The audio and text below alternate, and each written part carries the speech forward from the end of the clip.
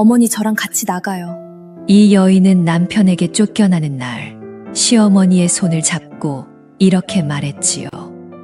남편은 어머니를 어머니라 부르지도 않는 불효막심한 아들이었습니다. 그런 아들 곁에 시어머니를 홀로 두고 나갈 수는 없었지요. 그렇게 시어머니와 며느리는 함께 대문을 나서게 되는데, 그런데 얼마 뒤 시어머니가 꺼낸 뜻밖의 물건 하나에 며느리는 눈이 커졌고, 또 얼마 뒤 시어머니의 입에서 흘러나온 오래된 이야기에 며느리는 그만 말을 잃고 말았지요. 그리고 한참 뒤 아들이 어머니를 찾아왔을 때 한 노인이 다가와 꺼낸 한마디에 아들은 그 자리에 주저앉고 말았습니다. 과연 시어머니가 평생을 감추고 산 비밀은 무엇이었을까요? 그리고 아들을 무너뜨린 그 말은 대체 무엇이었을까요? 안녕하세요. 손녀 야담입니다. 시작하기 전 댓글에 건강 두 글자만 남겨주세요.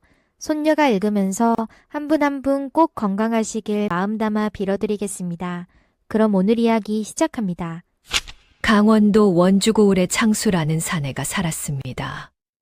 나이 30을 간 넘긴 사내였는데 아비에게서 논면 마지기와 기와집 한 채를 물려받아 먹고 사는데 지장이 없는 형편이었지요. 그런데 이 사내에게는 버릇이 하나 있었습니다. 밥상을 받으면 반드시 트집을 잡는 것이었습니다. 그날도 마찬가지였습니다. 저녁상이 들어오자 창수가 숟가락을 집어들었습니다. 국을 한 모금 떠서 입에 넣더니 얼굴이 일그러졌지요.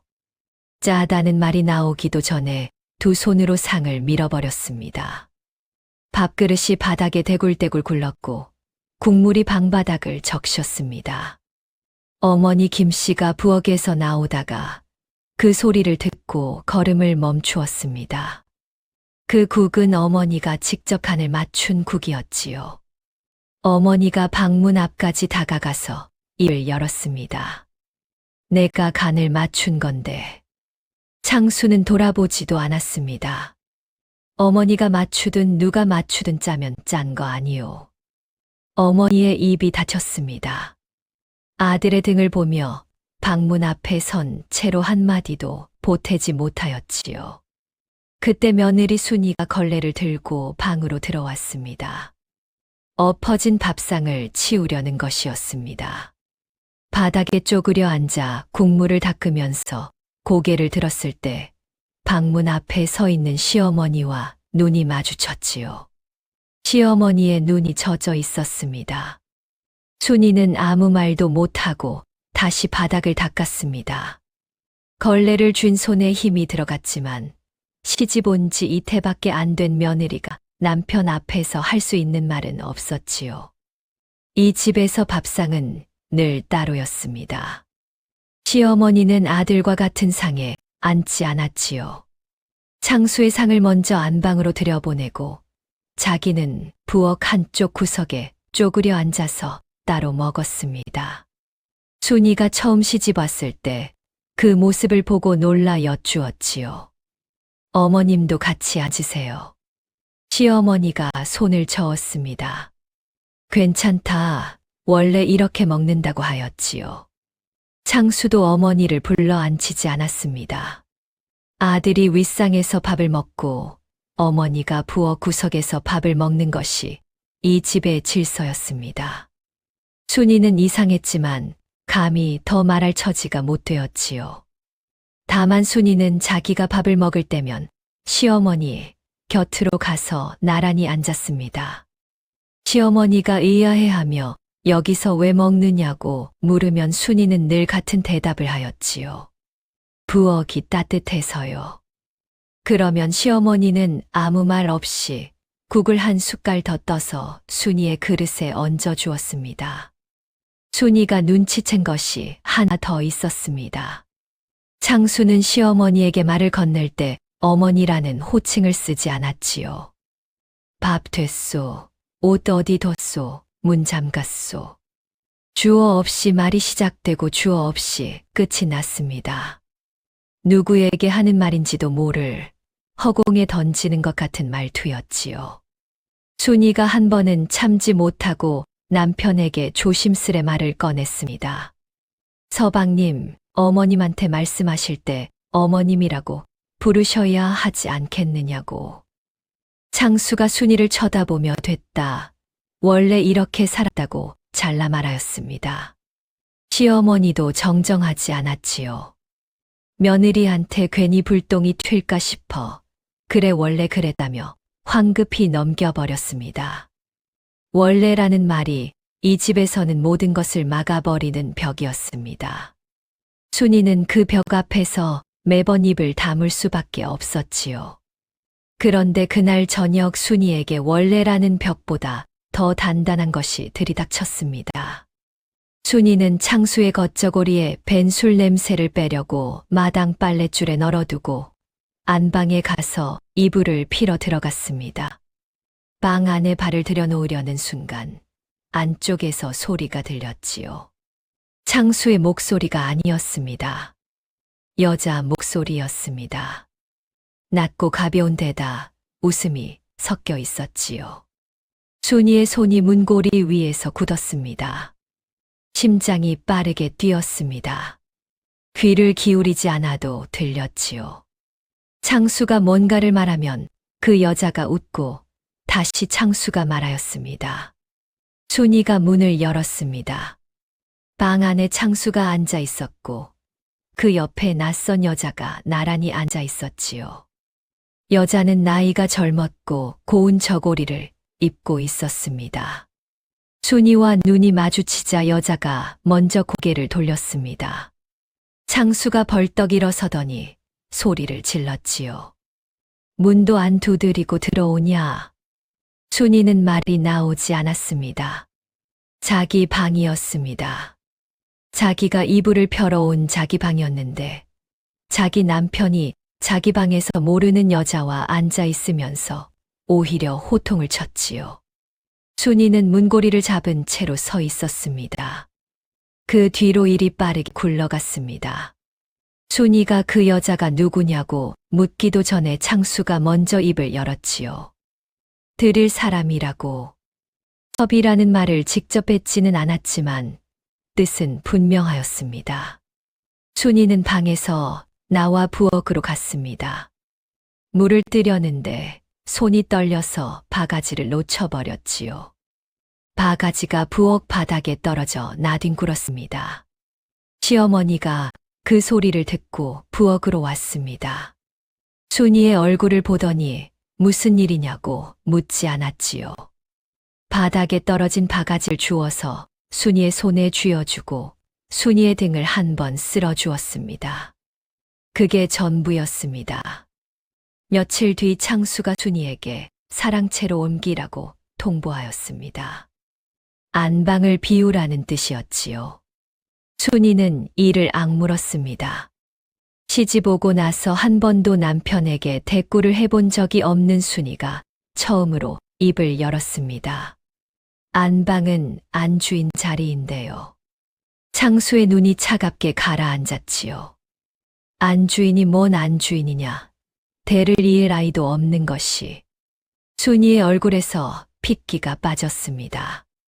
아이가 없는 것은 사실이었지요. 하지만 그 사실을 남편이 칼처럼 뽑아들 줄은 꿈에도 몰랐습니다. 순이는 짐을 들고 사랑채로 옮겼습니다. 안방에는 그 여자가 들어앉았지요.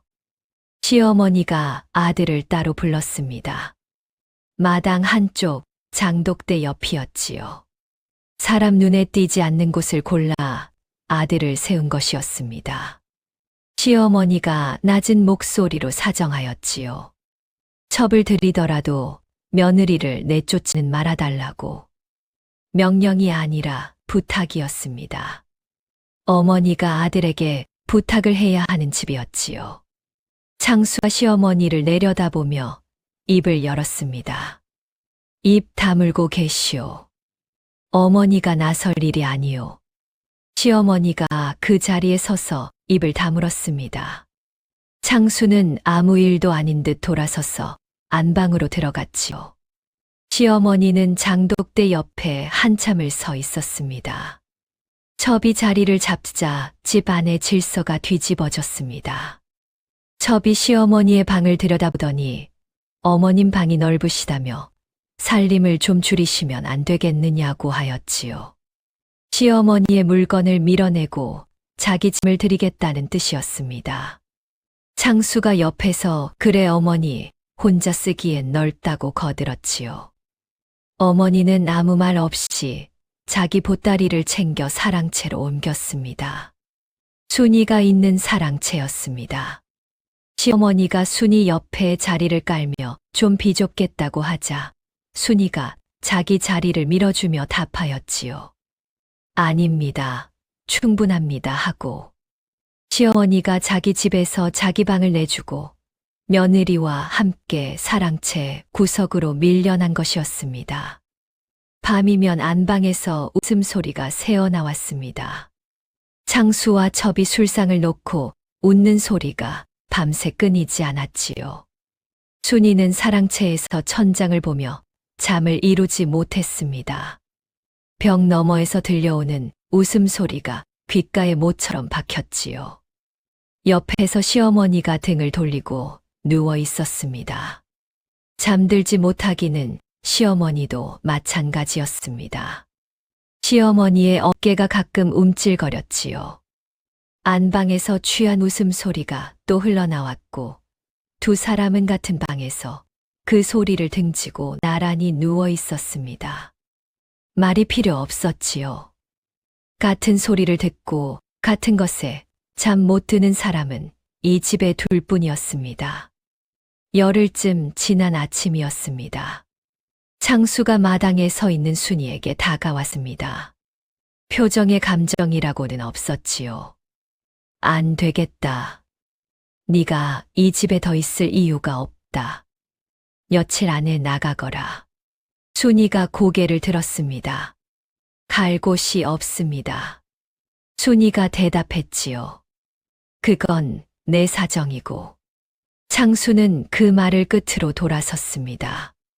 순이는 마당에 선 채로 남편의 등을 보았습니다. 같은 이불을 덮고 자던 사람의 등이었지요. 그 등이 안방 문 안으로 사라지고 안에서 첩의 웃음소리가 흘러나왔습니다. 순이의 눈에서 물기가 흘렀지만 소리를 내지 않았지요. 그날 밤 순이는 사랑채에서 짐을 쌌습니다. 옷가지를 보따리에 넣고 빗을 넣고 바느질 도구를 넣었지요. 시어머니가 구석에서 등을 돌리고 누워 있었습니다. 잠든 것 같으면서도 잠들지 못한 호흡이었지요.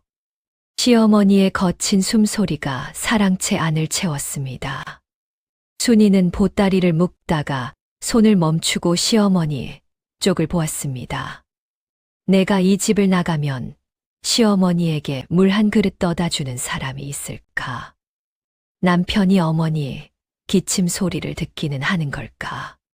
찬바람이 들어오면 문풍지를 발라주는 건 누가 하나? 방이 아니라 사랑채 구석이었지요. 시어머니에게는 이미 방도 없었습니다. 그 생각이 발목을 잡았습니다. 보따리를 묶었다 풀었다 풀었다 묶었다를 반복하며 순이는 밤새 잠을 이루지 못하였지요. 다음 날 아침이었습니다. 순이가 눈을 떴을 때 시어머니 김씨가 이미 일어나 사랑채 구석 쓸고 있었습니다. 자기 집에서 자기 방을 내주고 며느리와 함께 쪼그려 사는 처지였지만 시어머니는 아침마다 그 구석방을 쓸었습니다. 빗자루질이 느리고 조용했지요. 순이가 몸을 일으켜 앉자 시어머니가 빗자루를 멈추고 돌아봤습니다. 순이의 얼굴이 부어 있었지요. 밤새 소리 없이 울었던 흔적이 눈두덩에 고스란히 남아 있었습니다. 시어머니가 묻지 않았습니다. 무엇 때문에 울었느냐, 괜찮으냐, 그런 말을 하지 않았지요. 같은 집에서 같은 소리를 듣고 같은 천장을 보며 뜬 눈으로 밤을 지새운 사람이었습니다. 물을 것이 없었습니다. 순이가 먼저 입을 열었습니다. 어머님, 서방님이 저보고 나가랍니다. 시어머니의 손이 빗자루 자루 위에서 멈췄습니다. 손가락 하나 움직이지 않았지요. 사랑채 안에 침묵이 내려앉았습니다. 한참 뒤에야 시어머니가 입을 열었습니다. 그럴 줄 알았다. 놀라지 않았습니다. 목소리가 흔들리지도 않았지요. 첩을 들인 날부터, 아니 어쩌면 그보다 훨씬 전부터 이 끝을 예감하고 있었던 사람의 목소리였습니다. 순이는 그 담담함이 이상했지만 더 물을 수 없었습니다. 순이가 시어머니 앞으로 다가가 무릎을 꿇고 앉았습니다. 시어머니가 내려다봤지요. 순이가 고개를 들어 시어머니의 눈을 똑바로 봤습니다. 어머님, 저랑 같이 나가요. 시어머니의 눈이 커졌습니다. 빗자루를 쥔 손에 힘이 들어갔지요. 시어머니가 고개를 저었습니다. 나까지 따라 나서면 내 집만 될 뿐이라고. 쫓겨나는 며느리가 늙은 시어머니까지 업고 갈 수는 없는 노릇이라고. 혼자 가서 친정이라도 의지하라고 했습니다. 순이가 물러서지 않았습니다. 어머님을 이 집에 두고 가면 제 발이 안 떨어집니다. 시어머니가 다시 말했지요. 나는 이 집에서 태어난 사람은 아니지만 아들이 있는 집이니 어떻게든 버틸 수 있다고. 자신정은 하지 말라고 했습니다. 순이가 대꾸했습니다. 그 아들이 어머니에게 밥상도 같이 받지 않고 호칭도 부르지 않는 사람인데 어머니 혼자 남으시면 누가 물 한 그릇이라도 떠다 드리겠느냐고. 저는 그걸 알면서 이 대문을 나설 수 없다고 했지요. 시어머니가 순이를 내려다봤습니다. 순이의 눈이 흔들리지 않았습니다. 진심이라는 걸 알 수 있었지요. 시어머니의 손이 빗자루에서 떨어졌습니다. 그 손이 천천히 내려와 순이의 손 위에 놓였습니다. 순이가 그 손을 잡았습니다.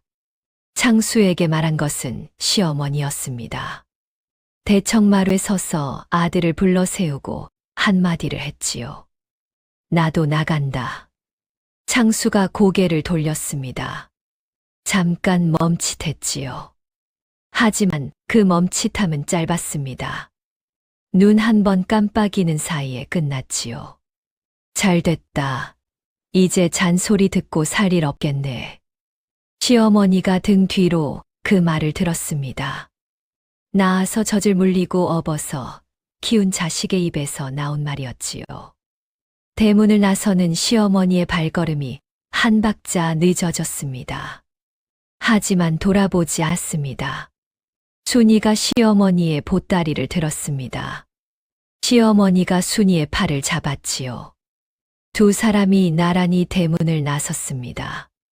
뒤에서 대문 닫히는 소리가 났습니다. 창수가 문을 닫고 안으로 들어간 것이었지요.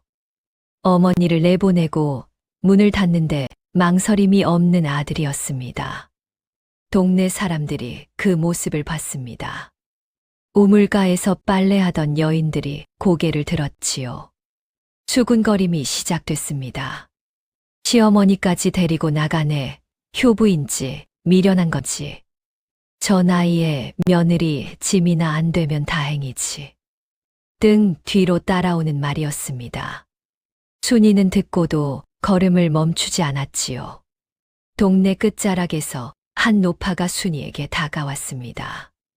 갈 데는 있느냐? 순이가 고개를 숙여 인사하며 답했지요. 찾아보겠습니다.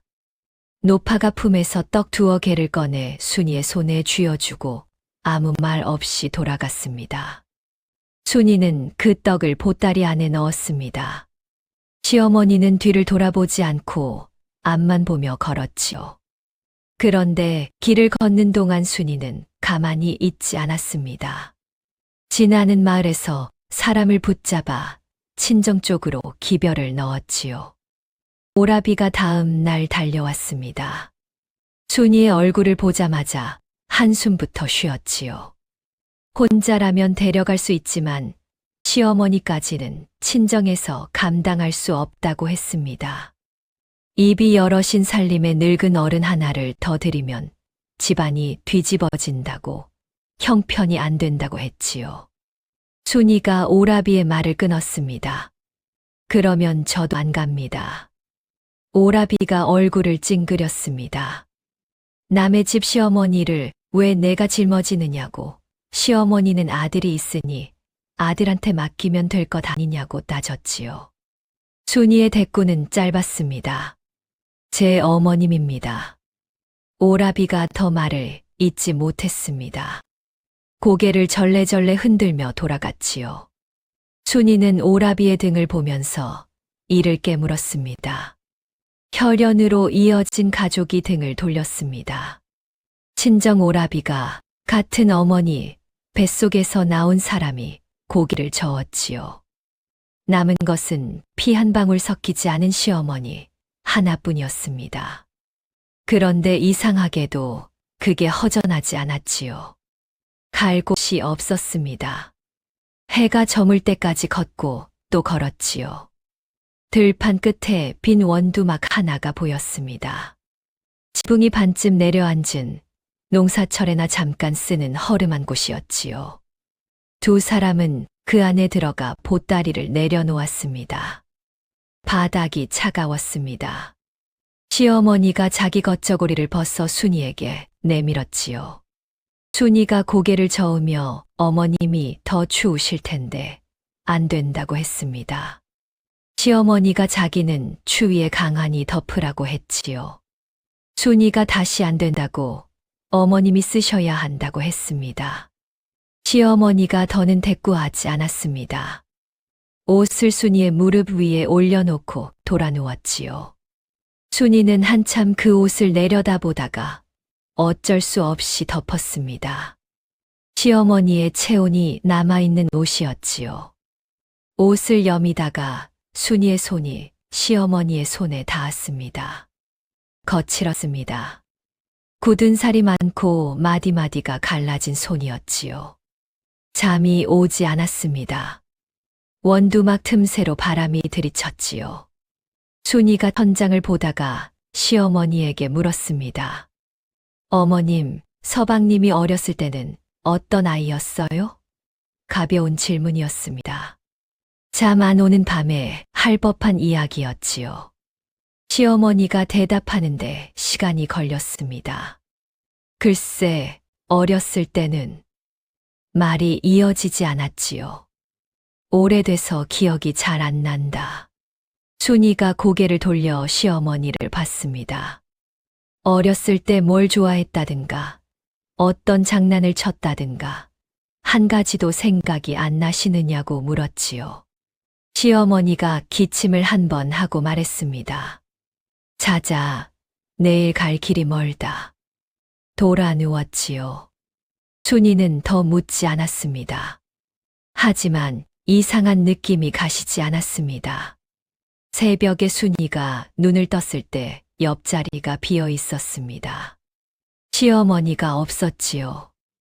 순이가 원두막 밖으로 나가니 시어머니가 이미 논두렁을 돌며 무언가를 캐고 있었습니다.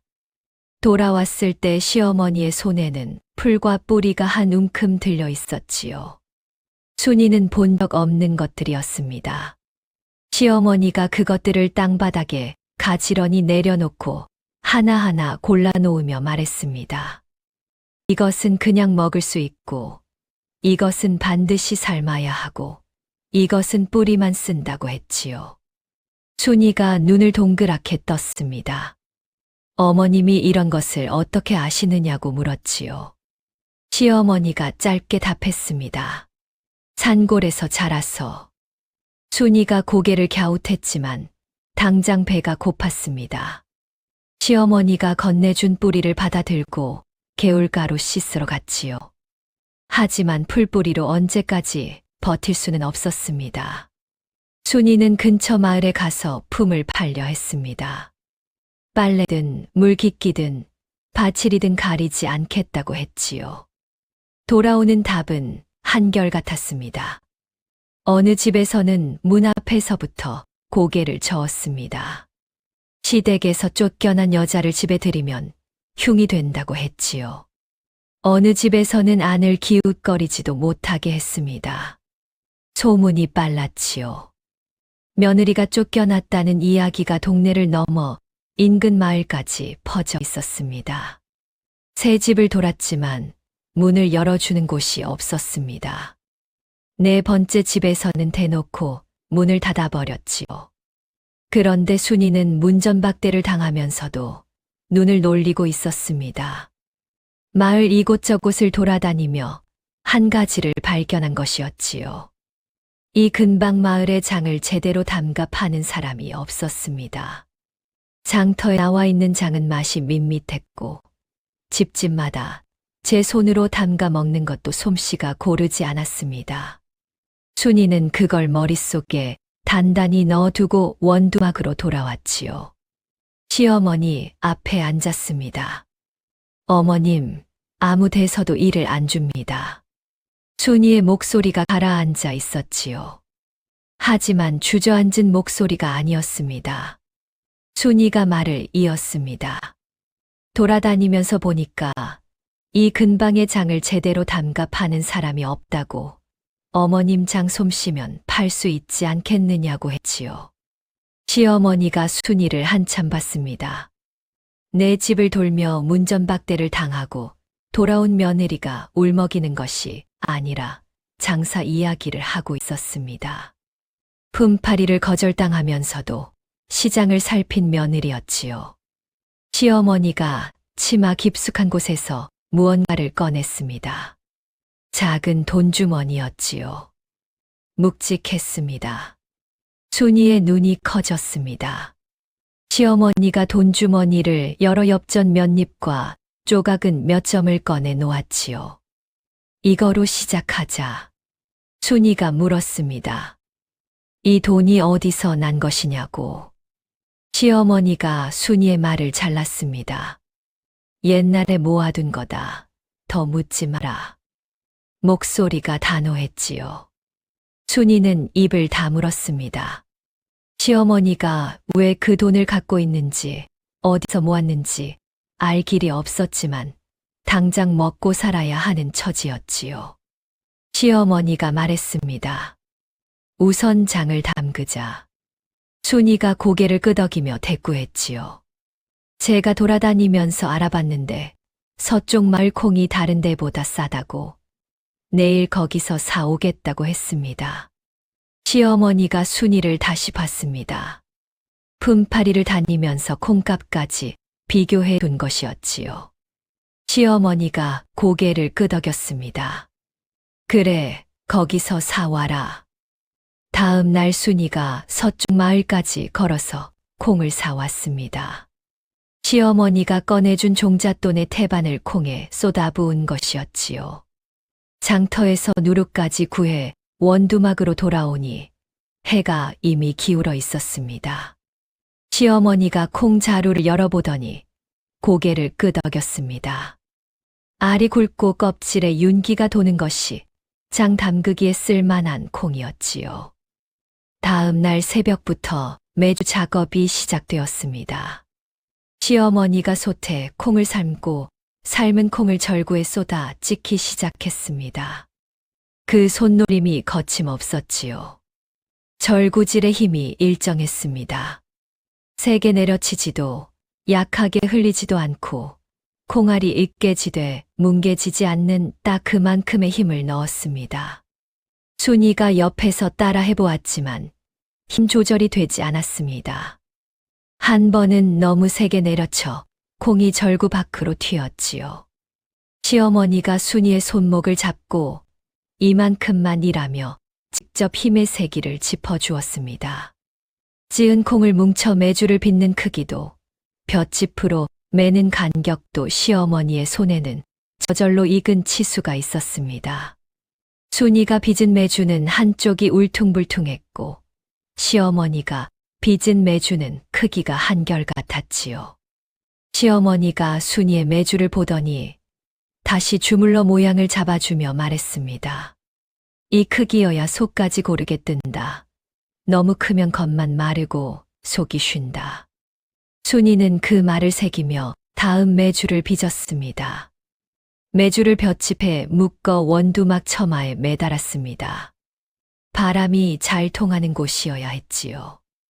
이제 메주가 마르고 곰팡이가 피어 제대로 뜰 때까지 기다려야 했습니다. 그런데 기다리는 동안 먹을 것이 없었습니다. 콩을 사는데 돈을 거의 다 썼기 때문이었지요. 시어머니가 새벽마다 산에 올라가기 시작했습니다. 순이가 첫날 따라가겠다고 일어서자 시어머니가 손을 저었습니다. 내가 오면 느리다. 내가 다녀온다. 순이를 두고 혼자 산에 올랐지요. 똥이 틀 무렵 떠나서 해가 한 뼘쯤 올라왔을 때 돌아왔습니다. 돌아올 때마다 시어머니의 손에는 약초와 뿌리가 들려 있었습니다. 어떤 것은 데쳐서 나물로 무쳤고 어떤 것은 말려서 두었다가 물에 우려 마셨지요. 시어머니가 가져오는 것들 덕분에 두 사람은 산나물과 뿌리로 끼니를 이었습니다.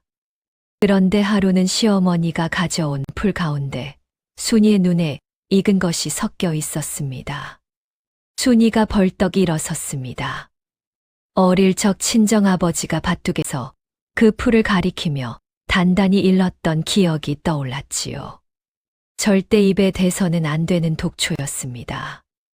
어머님, 그건 독, 순이가 소리치려는데 시어머니는 아무렇지도 않게 그 풀의 뿌리만 잘라 물에 담갔습니다.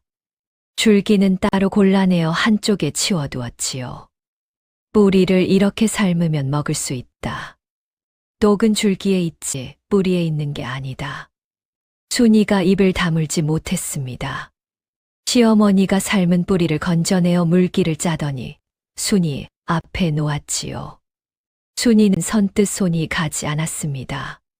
시어머니가 먼저 한 입 빼어 물고 씹어 보였습니다. 그제야 순이가 조심스럽게 한 조각을 집어 입에 넣었지요. 독은커녕 담백하고 부드러운 맛이 났습니다. 이런 건 약하는 사람이나 아는 건데 어떻게 아세요? 시어머니가 남은 뿌리를 손질하며 짧게 답했습니다. 산에서 배웠다. 그 한마디뿐이었지요. 순이는 더 묻고 싶었지만 시어머니의 표정이 더는 말할 뜻이 없다는 것을 보여주고 있었습니다. 순이는 입을 다물었습니다. 메주가 다 뜬 뒤 드디어 장을 담그는 날이 왔습니다.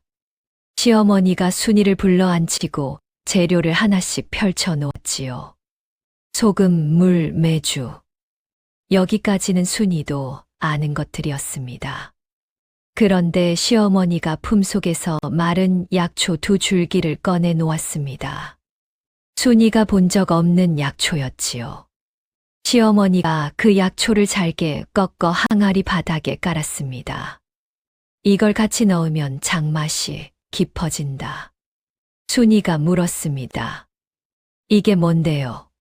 시어머니가 이름을 말해주었지만 순이는 한 번도 들어본 적이 없었지요. 약방에서 파는 거예요. 시어머니가 고개를 저었습니다. 아니, 산 북쪽 그늘진 데서만 자란다. 내가 캔 거다. 시어머니가 장을 담그는 방식은 순이가 알던 것과 사뭇 달랐습니다. 소금물의 농도가 달랐지요. 메주를 넣는 순서도 항아리를 땅에 묻는 깊이도 순이가 친정에서 보아온 방식과 달랐고 시댁에서 본 방식과도 달랐습니다. 순이는 묻지 않고 시어머니가 시키는 대로 따랐습니다. 장이 익으려면 시간이 필요했습니다. 하루 이틀에 될 일이 아니었지요. 그 사이를 순이가 가만히 앉아서 기다리지 않았습니다. 인근 마을 장터에 나가 다른 장 파는 상인들을 살펴보기 시작했지요. 어떤 장이 잘 팔리는지, 값은 얼마나 받는지, 사가는 사람은 양반댁 하인인지, 보통 아낙네인지를 눈에 담았습니다. 장 파는 한 아낙네가 순이를 보더니 대뜸 물었지요. 여기서 뭘 사려고? 돈은 있어. 순이는 사는 척하며 장맛을 보았습니다. 짜기만 하고 깊은 맛이 없었지요. 순이는 그날 마을 세 곳의 장터를 돌며 한 가지를 더 발견했습니다. 마을마다 우물의 물맛이 달랐습니다. 어떤 마을은 물이 달았고 어떤 마을은 쇠 맛이 섞여 있었지요. 장을 물에 풀어 국을 끓일 때 그 물맛에 따라 간이 달라질 수 있겠다는 생각이 들었습니다. 순이는 그것까지 머릿속에 넣어두고 원두막으로 돌아왔습니다. 장이 익었습니다. 시어머니가 항아리 뚜껑을 열었지요. 순이에게 숟가락을 건네며 맛을 보라고 했습니다. 순이가 한 숟갈 떠서 입에 넣었습니다. 짠맛이 먼저 오고 그 뒤로 무엇이라 꼬집어 말하기 어려운 깊은 맛이 밀려왔지요. 순이가 지금껏 먹어본 어떤 장과도 달랐습니다. 끝에 약초 향이 은근하게 남았습니다. 어머님, 이 맛은 처음이에요. 시어머니가 고개를 끄덕이며 말했습니다. 이제 팔아야지. 하지만 팔겠다고 해서 바로 팔리는 것이 아니었지요.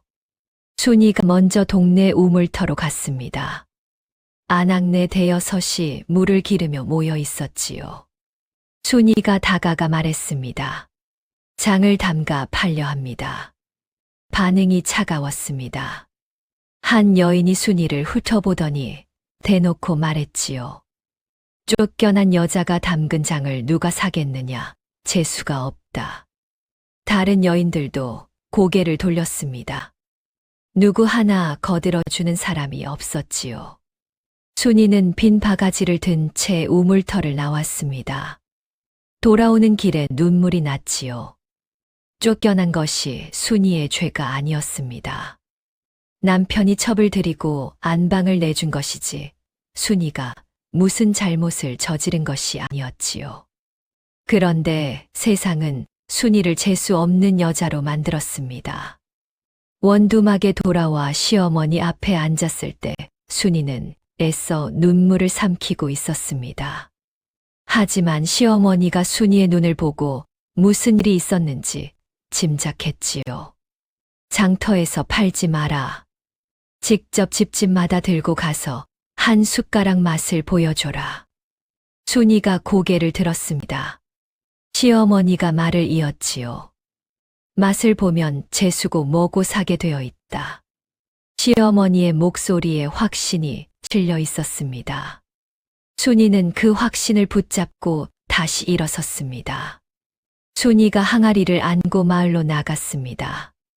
그런데 순이는 시어머니의 말에 자기 생각을 하나 못했지요. 장터를 돌면서 알아둔 것이 있었습니다. 물맛이 단 마을에서는 장을 약간 진하게 풀어야 맛이 맞고 쇠 맛이 나는 마을에서는 장을 연하게 풀어야 한다는 것이었지요. 순이는 마을마다 장을 맛보이면서 다르게 설명할 작정이었습니다. 단순히 장을 파는 것이 아니라 그 집물에 맞는 쓰는 법까지 알려주는 것이었지요. 첫 번째 집살이문을 두드렸습니다. 안악이 나와서 순이를 보더니 아무 말 없이 문을 닫았습니다. 두 번째 집에서는 문이 반쯤 열리더니 필요 없다는 말과 함께 닫혔지요. 순이는 항아리를 다시 안고 돌아섰습니다. 세 번째 집이었습니다. 안악이 나와서 순이를 위아래로 훑어보았지요. 뭘 파는 거요? 순이가 또박또박 대답했습니다. 장입니다. 한 숟갈만 맛보시겠습니까? 안악이 고개를 갸웃하더니 안으로 들어가 숟가락을 가져왔지요. 순이가 항아리 뚜껑을 열었습니다. 안악의 코가 먼저 반응했습니다. 냄새가 다르네. 한 숟갈 떠서 맛본 안악의 눈이 커졌지요. 이 장이 왜 이렇게 깊으냐? 순이가 말했습니다. 이 마을 물이 달아서 장을 조금만 넣어도 국맛이 잘 나옵니다. 한 숟갈이면 한 솥 거뜬히 됩니다. 안악이 고개를 끄덕이더니 한 되를 샀지요. 순이가 돈을 받았을 때 손이 떨렸습니다. 두 집에서 문전박대를 당하고 맞은 첫 번째 손님이었지요. 그 안악이 이웃에게 입을 놀렸습니다. 오늘 장 하나 사봤는데 맛이 기가 막힌다. 소문이 번졌지요. 하지만 소문에는 반드시 꼬리가 달리는 법이었습니다. 맛은 있는데 그 여자 시댁에서 쫓겨난 여자래. 두 가지 소문이 동시에 돌았습니다. 장을 사간한 여인은 그날 저녁 남편에게 혼이 났지요. 그런 년한테 산장을 내 밥상에 올리냐. 다음 날 그 여인이 순이를 찾아와서 한마디만 하고 돌아갔습니다. 다시는 안 산다. 순이가 장을 팔 때마다 맛은 인정받았고 출시는 거절당했지요. 시어머니가 순이에게 말했습니다. 장을 팔 때 내가 만들었다고 하지 마라. 그냥 어디 노인네가 담근 것이라고 해라. 순이의 이름을 떼어내는 것이었지요. 쫓겨난 여자의 이름이 장에 붙어 있는 한 팔리지 않는다는 것을 시어머니는 알았습니다. 그래도 맛은 이겼습니다. 한 숟갈 맛보면 사게 되어 있다는 시어머니의 말이 맞았지요. 더구나 순이가 마을마다 물에 맞는 장 쓰는 법을 알려주니 한 번 산 사람은 다시 찾아왔습니다. 저번에 알려준 대로 넣으니까 진짜 국맛이 달라졌다. 다시 사러 오는 사람이 1명, 2명 늘었지요. 순이는 5일장 한 켠에 자리를 잡았습니다. 장터 구석 좌판 하나 깔 정도의 자리였지요. 옆 장사꾼이 순이를 보더니 코웃음을 쳤습니다. 여자 둘이 장사하면 오래 못 간다. 순이가 대꾸하지 않고 항아리 뚜껑을 열었지요. 장 냄새가 퍼지자 지나가던 사람 몇이 고개를 돌렸습니다. 바로 그때였습니다. 한 주막집 주모가 발걸음을 멈추었지요. 주모가 숟가락을 달라고 해서 맛을 보았습니다. 주모의 표정이 변했습니다. 이 장으로 찌개를 끓이면 손님이 더 올 것 같다. 정기적으로 사겠다. 순이의 첫 번째 안정된 거래처가 생긴 순간이었지요. 주모가 매번 장날마다 일정한 양을 사가겠다고 약속했습니다. 순이는 그 약속 한마디에 비로소 허리를 펼 수 있었지요. 하지만 주모에게 납품할 양을 맞추려면 콩이 더 필요했습니다. 장이 팔리기 시작하자 당장 다음 매주를 띄워야 했는데 종잣돈이 바닥을 드러내고 있었지요. 시어머니가 순이를 앉혀놓고 말했습니다. 이번에 번 돈을 전부 콩에 넣어라. 순이가 고개를 들었습니다. 그러면 우리 먹을 게 없는데요. 시어머니가 순이의 눈을 보며 담담하게 말했지요. 굶어본 적 있다. 며칠은 버틴다. 순이가 시어머니의 얼굴을 살폈습니다. 허세가 아니었지요. 진짜 굶어본 사람의 말투였습니다. 순이는 더 묻지 않았습니다. 이틀을 굶으면서 장을 담갔습니다. 시어머니의 손이 떨렸지요. 절구를 내려치는 힘이 예전 같지 않았습니다. 그래도 시어머니는 매주를 주무르는 손을 멈추지 않았습니다. 순이가 시어머니의 팔을 붙잡고 억지로 눕혔지요. 어머님은 쉬세요. 제가 합니다. 시어머니가 누우면서도 고개를 돌려 한마디를 남겼습니다. 콩 찌을 때 힘을 너무 세게 주지 마라. 순이는 그 말을 되뇌며 홀로 절구질을 이어갔지요. 그 무렵 주모가 약속대로 장을 사러 왔습니다. 원두막에 들어선 주모의 눈에 시어머니가 누워있는 모습과 얼굴이 헬쑥해진 채 매주를 치고 있는 순이의 모습이 들어왔지요. 주모가 아무것도 묻지 않았습니다. 장을 받아들고 주막으로 돌아갔습니다. 그런데 얼마 지나지 않아 주모가 다시 왔지요. 손에 보따리가 들려 있었습니다. 밥이었습니다. 시어머니가 고개를 저었습니다. 공짜로 받을 수 없소.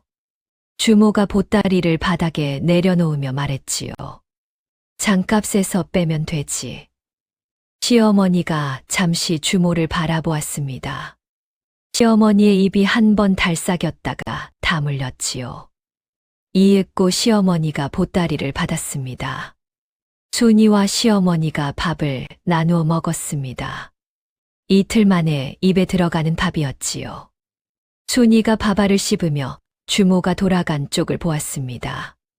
시어머니도 같은 쪽을 보고 있었습니다. 순이는 장 항아리를 머리에 이고 마을을 돌았습니다.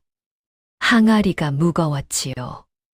어깨가 결리고 목이 뻣뻣해졌지만 쉬지 않았습니다. 한 마을을 돌고 다음 마을로 넘어가고 또 다음 마을로 발을 옮기는 동안 순이의 머리 위에서 항아리가 흔들렸지요. 하지만 순이가 하는 일은 장을 나르는 것만이 아니었습니다. 장을 배달하면서 순이는 마을마다의 사정을 빠짐없이 기록하였습니다. 기록이라고 해야 땅바닥에 나뭇가지로 긁는 것이었지만 순이는 정확하였지요. 어느 마을에서 콩이 싸고 어느 마을에서 소금이 비싸고 어느 마을 우물물이 어떤 맛인지를 전부 새겨두었습니다. 원두막으로 돌아와서 이것을 시어머니에게 전하면 시어머니가 바로 써먹었지요. 그 동네 콩이 여기보다 싸겠구나. 다음엔 거기서 사오라고 하였습니다.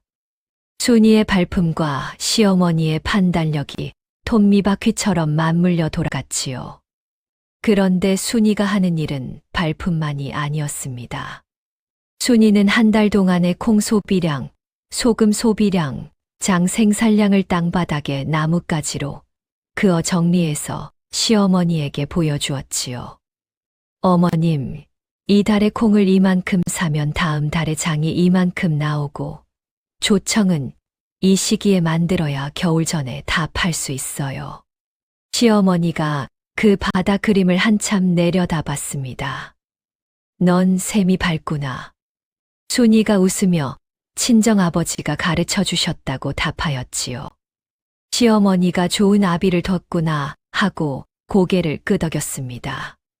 그 뒤로 시어머니는 맛과 기술을, 순이는 삶과 장사 전략을 맞는 구조가 자리를 잡았지요. 하지만 운반이 문제였습니다.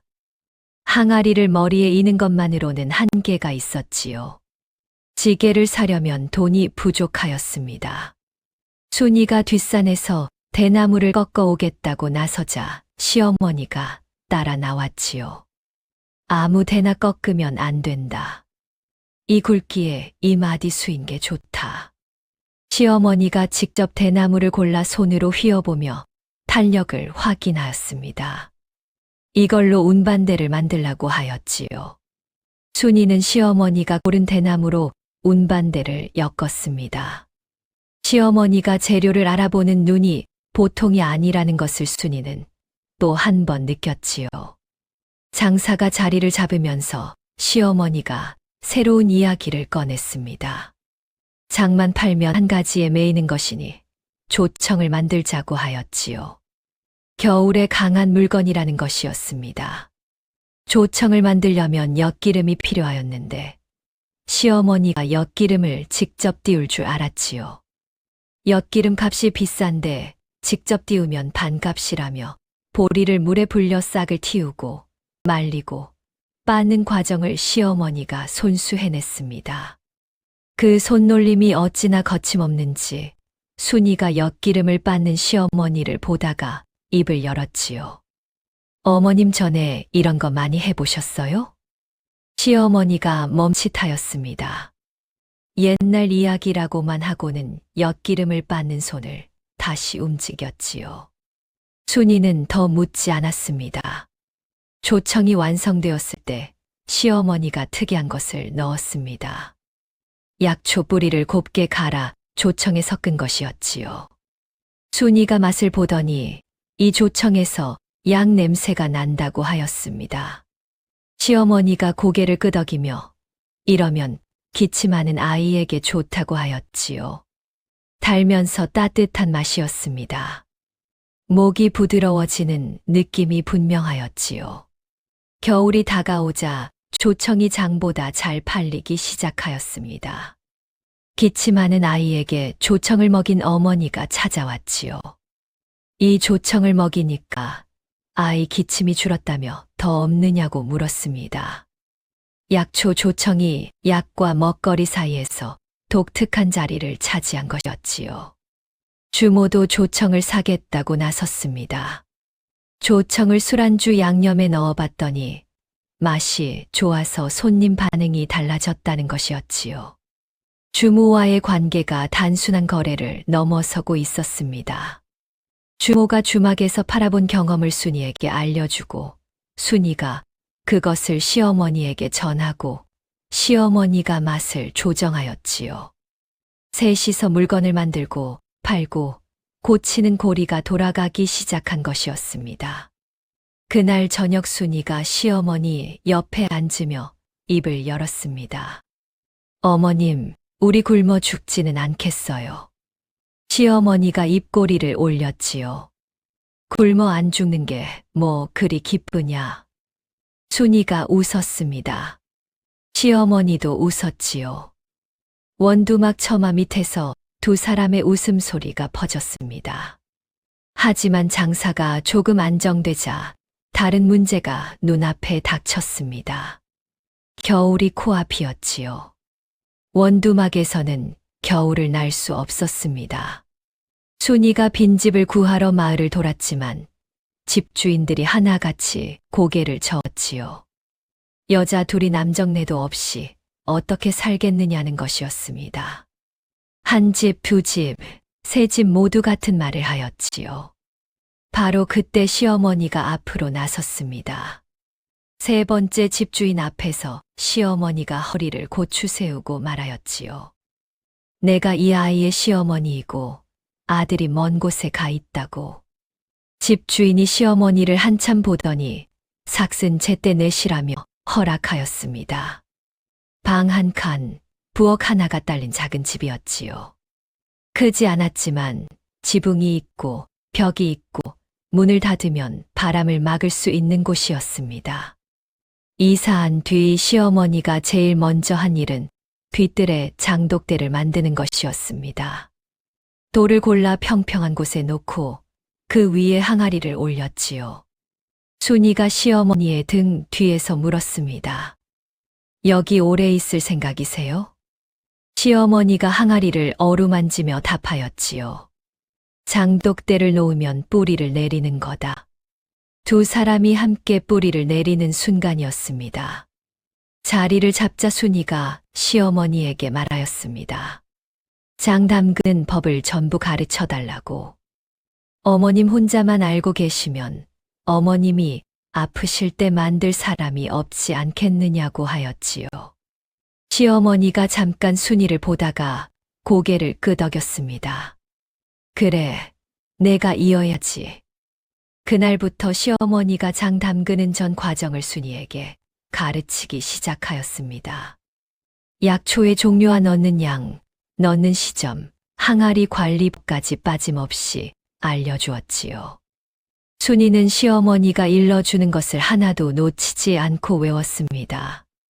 시어머니의 손끝에서 순이의 손끝으로 수십 년의 솜씨가 건너가기 시작한 것이었지요. 시간이 흘러 순이와 시어머니의 장독대에서는 장과 조청이 익어가고 있었습니다. 시어머니가 시킨 대로 순이는 새벽마다 장독뚜껑을 열어 이슬을 맞췄습니다. 해가 뜨면 다시 덮었지요. 하루도 거르지 않았습니다. 비가 오는 날에는 뚜껑 위에 짚을 덮어 빗물이 스미지 않게 했고, 바람이 센 날에는 항아리 둘레에 돌을 괴어 넘어지지 않게 잡았지요. 두 번째 장이 완성됐을 때 순이가 숟가락으로 떠서 시어머니에게 내밀었습니다. 시어머니가 혀 위에 장을 올리고 천천히 맛을 봤지요. 소금기가 먼저 오고 그 뒤를 메주의 구수한 맛이 따랐습니다. 끝에 약초 향이 은근하게 남았지요. 시어머니가 고개를 끄덕였습니다. 첫 번째보다 깊었지요. 소금물의 농도를 맞추는 손, 메주를 넣는 순서, 약초를 꺾어 까는 시점까지 순이가 제대로 익힌 것이었습니다. 시어머니가 또 다른 이야기를 꺼냈습니다. 조청만으로는 겨울이 끝이라고, 봄이 오면 내다 팔 것이 없어진다고 했지요. 순이가 그러면 무엇을 준비해야 하겠느냐고 묻자 시어머니가 답했습니다. 식혜를 만들겠다고. 엿기름으로 밥알을 삭혀 식혜를 빚으면 여름에 목마른 사람들이 찾을 것이라고 했지요. 그렇게 시어머니는 엿기름으로 밥알을 삭혀 식혜를 만들었습니다. 장, 조청, 식혜. 세 가지 물건이 계절에 따라 돌아가는 구조가 갖춰진 것이었지요. 그런데 그 무렵 시어머니와 순이가 떠난 집에서는 모든 것이 달라져 있었습니다. 창수와 첩 둘만 남은 집은 열흘 만에 엉망이 됐지요. 첩은 물 깃는 것부터 서툴렀습니다. 우물에서 두레박을 내리다가 줄이 엉키는 일이 잦았지요. 줄을 풀려다 물동이를 엎지르고 다시 길어 올리면 절반은 쏟아졌습니다. 밥을 지으면 설익거나 탔습니다. 불 조절을 할 줄 몰랐지요. 아궁이에 장작을 한꺼번에 넣어 솥이 들러붙는가 하면 적게 넣어 쌀이 덜 퍼지기도 했습니다. 창수가 밥상을 받아들고 한숨을 쉬는 날이 늘어갔지요. 장독 때는 더 심했습니다. 어머니가 떠난 뒤로 뚜껑을 여러 볕을 쬐어주거나 빗물을 막아준 사람이 없었지요. 아무도 관리하지 않았습니다. 뚜껑을 열었을 때 장 위에 곰팡이가 하얗게 피어 있었지요. 첩이 그것을 보고 이것을 먹어도 되느냐고 물었습니다. 창수는 대답하지 못했지요.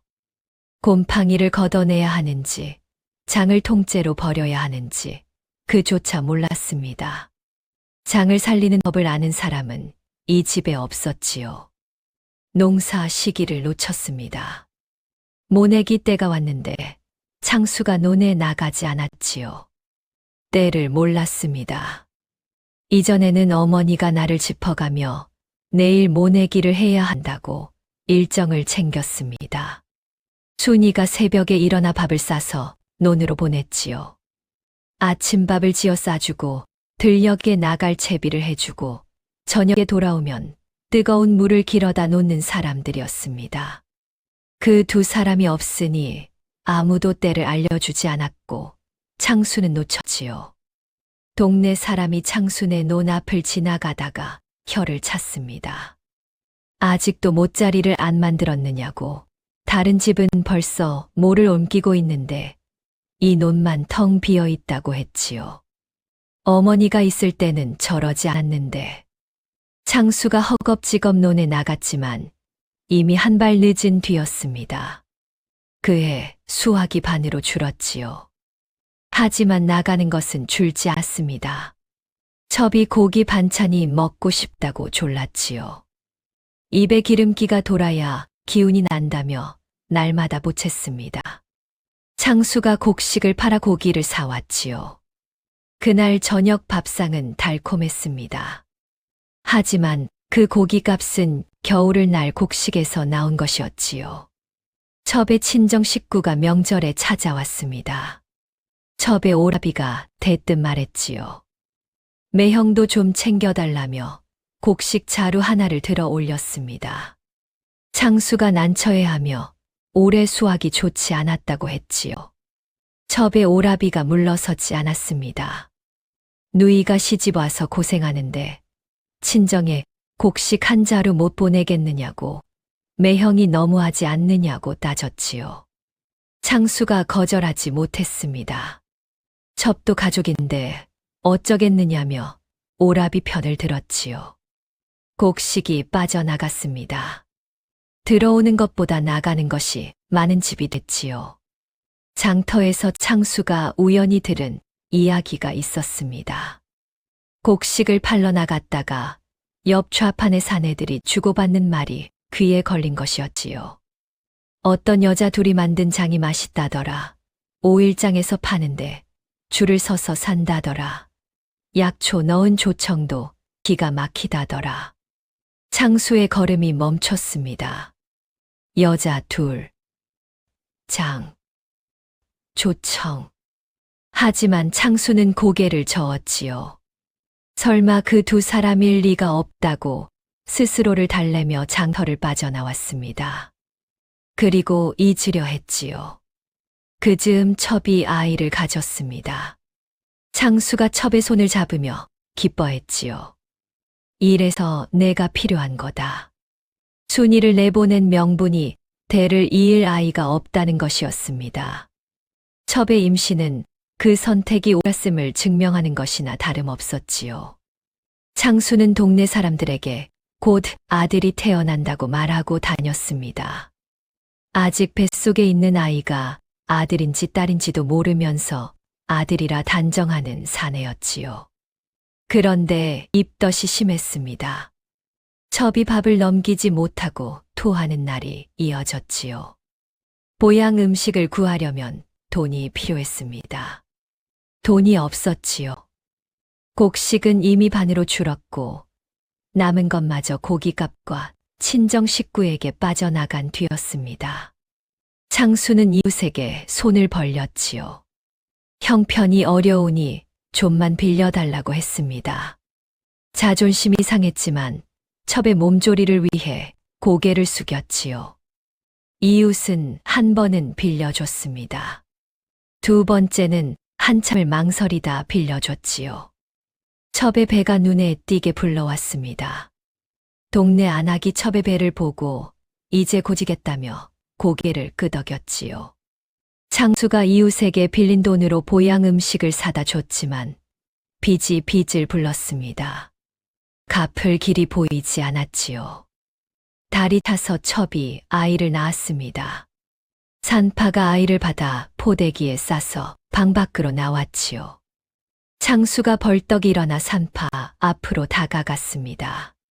산파가 아이를 내밀며 입을 열었지요. 딸이었습니다. 창수의 표정이 굳었습니다. 아들을 낳기 위해 아내를 내쫓고 첩을 들인 사내였지요. 그 첩이 낳은 것은 아들이 아니었습니다. 첩이 땀에 젖은 얼굴로 웃으며 말했지요. 다음에 아들 낳으면 되잖아요. 창수는 대답하지 않았습니다. 고개를 돌리고 방을 나갔지요. 빌린 돈을 갚지 못했습니다. 이웃이 찾아와 돈을 돌려달라고 했지요. 창수가 조금만 더 기다려 달라고 했습니다. 이웃의 얼굴이 싸늘해졌지요. 처음 빌려줄 때의 너그러움은 이미 사라져 있었습니다. 그 뒤로 동네에서 창수에 대한 말이 달라졌지요. 첩 들이고 어머니 내쫓더니 꼴이 저 모양이란 말이 돌았습니다. 빌린 돈도 안 갚는 놈이 무슨 체면이 있겠느냐는 말이 따라왔지요. 예전에 창수 편을 들며 아들 없는 살림이 무슨 살림이냐고 맞장구 치던 사람들마저 등을 돌렸습니다. 인과응보라고 제 어미를 내쫓는 자식에게 하늘이 복을 줄 리 없다고 했지요. 순이와 시어머니의 장독대에서는 세 번째 장이 익어가고 있었습니다. 창수의 장독대에서는 곰팡이가 퍼지고 있었지요. 창수가 술을 마시기 시작했습니다. 저녁마다 막걸리를 사와서 혼자 마셨지요. 안방에 앉아 사발의 술을 따르고 안주도 없이 들이켰습니다. 첩이 아이를 재우고 나와 술을 그만 드시라고 조심스럽게 말했지요. 창수가 사발을 내려놓으며 내가 뭘 아느냐고 쏘아붙였습니다. 예전에 어머니에게 했던 말이었습니다. 순이에게 했던 말이었지요. 상대가 바뀌었을 뿐 입에서 나오는 말은 같았습니다. 술에 취해 돌아온 밤이었습니다. 안방에서 아이가 울었지요. 첩이 아이를 안고 달래는데 울음이 그치지 않았습니다. 창수가 누워있다가 벌떡 일어나 소리를 질렀지요. 조용히 못 시키겠냐. 첩이 아이를 안은 채 방 구석으로 물러났습니다. 아이의 울음은 오히려 더 커졌습니다. 창수가 방문을 벌컥 열고 밖으로 나가버렸지요. 첩은 아이를 가슴에 꼭 안은 채 밤새 울었습니다. 아이가 열이 올랐습니다. 이마가 불 위에 올려놓은 것처럼 뜨거웠지요. 첩이 창수에게 약값을 달라고 했습니다. 창수가 주머니를 뒤졌지만 빈 주머니였지요. 없다는 말 한마디뿐이었습니다. 첩이 아이를 안고 하루를 버텼습니다. 열이 내리지 않았지요. 결국 첩이 자기 저고리에 달린 놀이개를 풀었습니다. 시집 올 때 친정어머니가 손수 메어준 것이었지요. 그것을 팔아 탕약을 사서 아이에게 먹였습니다. 창수는 그 사이에도 사발을 기울이고 있었습니다. 첩이 처음으로 입을 열었습니다. 차라리 친정에 가 있겠다고 했지요.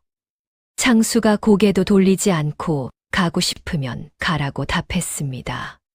첩이 아이를 데리고 친정으로 갔지요. 며칠 뒤 돌아왔을 때 방 안에 빈 술병이 나뒹굴고 있었습니다. 그런데 바닥에 떨어져 있는 것이 하나 더 있었지요. 첩이 본 적 없는 놀이개였습니다. 다른 여자가 다녀간 흔적이었습니다. 첩이 그 놀이개를 집어들었지요. 손이 떨렸지만 따지지 못했습니다. 자기도 이 자리에 바로 이렇게 들어온 사람이었기 때문이었지요. 순이의 안방에 순이를 밀어내고 앉았던 사람이 자기였습니다. 그 자리가 다시 빈자리가 된 것뿐이었지요. 창수가 논을 내놓았습니다. 시아버지 때부터 이어져 온 땅이었지요. 대대로 물려받은 논이 남의 손으로 넘어가는 것이었습니다. 하지만 빚이 논값보다 많았습니다. 팔아도 모자랐지요. 마을 이장이 창수를 불러 앉히고 어머니를 찾아가 보는 게 어떠냐고 권했습니다. 창수가 고개를 들어 이장을 받지요. 그 사람들은 나하고 상관없소. 이장이 긴 한숨을 내쉬며 고개를 저었습니다. 더 할 말이 없었지요. 창수가 술에 취해 들어온 어느 밤이었습니다. 첩에게 밥을 차리라고 했지요. 첩이 아이를 안고 있어서 바로 일어서지 못했습니다. 창수가 밥도 못하느냐며 하는 게 뭐냐며 고함을 질렀습니다. 첩이 아이를 내려놓고 일어서다가 멈췄지요. 첩의 눈이 달라져 있었습니다. 전에 없던 눈이었습니다. 참고 또 참다가 더는 참을 수 없는 사람의 눈이었지요. 첩이 구석에 쌓아둔 보따리를 꺼냈습니다. 아이 옷과 자기 옷만 넣었지요. 창수가 뭘 하느냐고 물었지만 첩은 대꾸하지 않았습니다. 대문을 나서면서 첩이 한 번 돌아봤지요. 나도 당신이 좋아서 온 게 아니었어요. 먹고 살 데가 있으니까 온 거였어요. 그것도 이제 없잖아요. 아이의 울음소리가 골목을 따라 멀어졌습니다. 빈 안방에 창수 혼자 남았지요. 어머니를 내보낸 사람이, 아내를 내쫓은 사람이 이제 첩에게까지 등을 보였습니다. 사람을 보내는데 익숙한 남자가 되어 있었지요. 바로 그 무렵 순이와 시어머니의 장사는 인근 새 마을까지 소문이 퍼져 있었습니다. 장과 조청을 찾는 사람이 늘면서 순이 혼자 배달하는 것이 체력의 한계에 부딪혔지요. 하루에 새 마을을 돌면 어깨가 내려앉았고 넉 마을을 돌면 다음 날 일어서지 못했습니다. 시어머니가 사람을 하나 써야 한다고 했지요. 순이가 즉시 고개를 저었습니다. 장맛이 유일한 무기라는 것을 순이는 뼈저리게 알고 있었지요. 시어머니의 비법이 새어나가는 순간 모든 것이 끝이었습니다.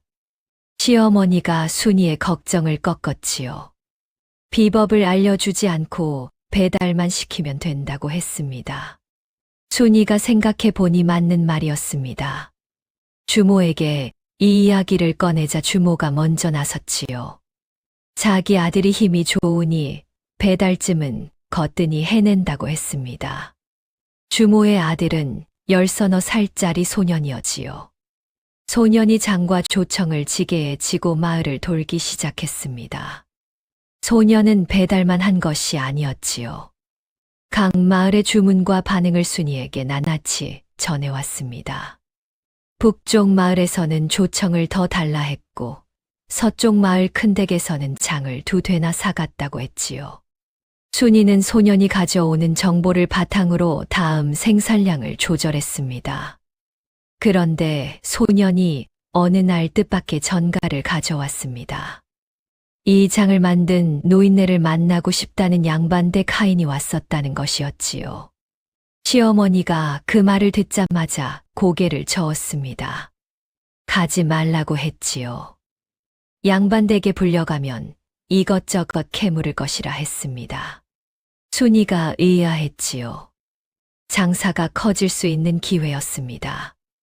양반댁에 정기적으로 납품하면 안정된 수입이 생기는 것이었지요. 순이가 어머님 양반댁에 납품하면 안정적이지 않겠느냐고 조심스럽게 말했습니다. 시어머니의 표정이 굳었지요. 양반댁에 얽히면 빠져나오기 어렵다고 했습니다. 시어머니의 목소리의 경험에서 우러나온 단단함이 실려 있었지요.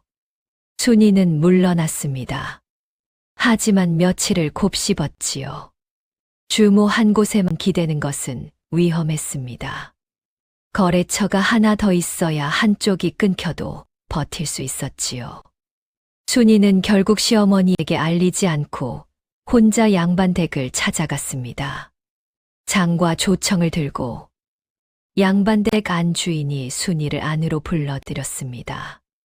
장을 맛본 안주인의 눈이 달라졌지요. 이런 장맛은 처음이라며 조청까지 맛보더니 이것을 정기적으로 보내라고 했습니다. 그런데 안주인이 순이를 다시 보며 어디 출신이냐고 물었지요. 순이가 시골에서 왔다고 대충 얼버무렸습니다. 안주인은 더 캐묻지 않았고 순이는 양반댁을 나왔습니다. 하지만 순이가 돌아간 뒤 하인이 안주인에게 귀띔했지요. 저 여자가 시댁에서 쫓겨난 며느리라는 소문이 있다고 했습니다. 안주인은 대수롭지 않게 넘겼습니다. 맛이 좋으면 된 것 아니냐고 했지요. 그런데 양반댁 남편이 이 이야기를 전해 듣고 그런 출신의 물건을 집에 들이지 말라며 잘라 말했습니다. 안주인이 남편 앞에서 물러섰지요. 며칠 뒤 하인이 순이를 찾아와 전가를 전했습니다. 안주인의 뜻이었지요. 남편 몰래 사는 것이니 적은 양으로 대신 자주 보내달라는 것이었습니다. 순이에게 은밀한 단골이 생긴 것이었지요. 순이가 돌아와서 시어머니에게 양반댁에 다녀온 이야기를 했습니다. 시어머니가 화를 내지 않았지요. 대신 한 가지만 물었습니다. 캐묻던 것은 없었느냐고. 순이가 사실대로 말했지요. 하인이 자기 소문을 알고 있었지만 안주인은 개의치 않았고 남편이 막아서 몰래 사기로 했다고 했습니다. 시어머니가 한참 생각에 잠겼다가 입을 열었지요. 안주인이 괜찮다고 한 건 다행이다. 하지만 조심해라. 순이는 고개를 끄덕였습니다. 얼마 후 장사가 커지면서 콩을 대량으로 사들여야 할 때가 왔습니다. 순이가 인근 마을의 콩 농사꾼을 찾아갔지요. 농사꾼은 순이의 얼굴을 한번 훑어보더니 대뜸 잘라 말하였습니다. 여자 둘한테 외상은 못 준다고. 순이가 선금을 치르겠다고 하였으나 가지고 간 돈이 모자랐지요. 농사꾼은 모자라는 돈으로는 거래할 수 없다며 고개를 돌렸습니다. 순이는 빈손으로 돌아올 수밖에 없었지요. 시어머니에게 사정을 말하자 시어머니가 방 안쪽으로 들어가더니 또 어디선가 돈을 꺼내왔습니다. 순이가 멈칫하였지요. 어머님, 이 돈은 또 어디서요? 시어머니가 순이를 보며 걱정 말라고만 답하였습니다. 그 이상은 입을 열지 않았지요. 순이도 입을 다물었습니다. 하지만 마음 한쪽에 풀리지 않는 것이 남았지요. 시댁에서 나올 때 빈손이나 다름없던 시어머니가 돈을 어디에 숨겨두고 있는 것인지 순이로서는 알 길이 없었습니다. 그날 밤이었습니다. 시어머니가 잠이 든 뒤 거친 숨소리 사이로 잠꼬대가 새어나왔지요. 이놈아, 밥은 먹었냐? 낮고 갈라진 목소리였습니다. 순이가 돌아 누우려다 멈추었지요. 시어머니가 잠결에서조차 아들 걱정을 하고 있었습니다. 낮에는 입 밖에 내지 않는 말이 밤에는 저절로 흘러나온 것이었지요. 순이는 시어머니의 등을 보며 한참을 누워 있었습니다.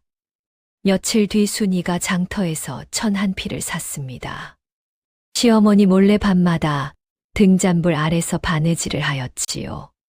한 땀 한 땀 정성을 들여 저고리 한 벌을 완성하였습니다.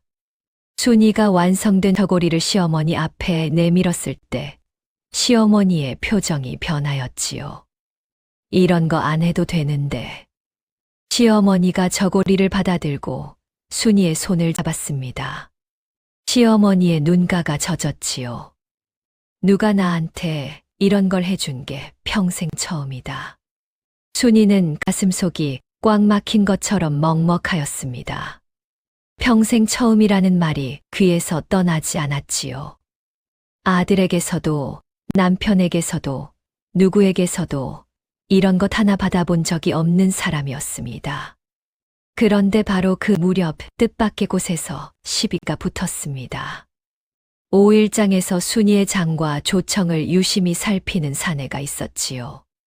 인근 큰 장시에서 장류를 거래하는 중간 상인이었습니다.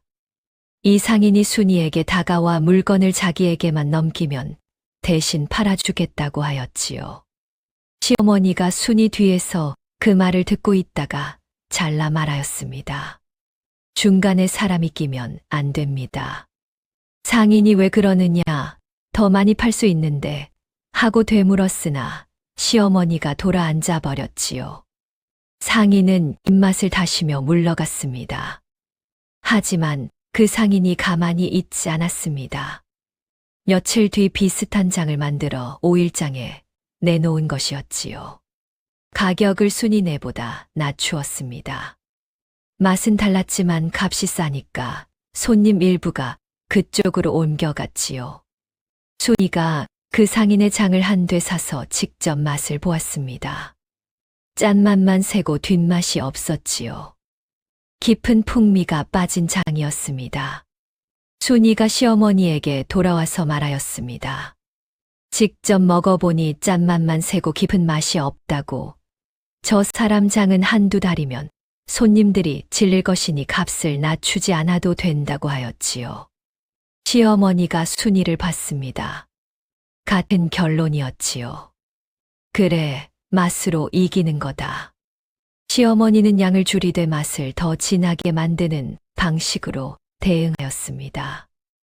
약초를 조금 더 넣고 숙성 기간을 늘려서 적은 양으로도 음식 맛이 확 살아나게 하였지요.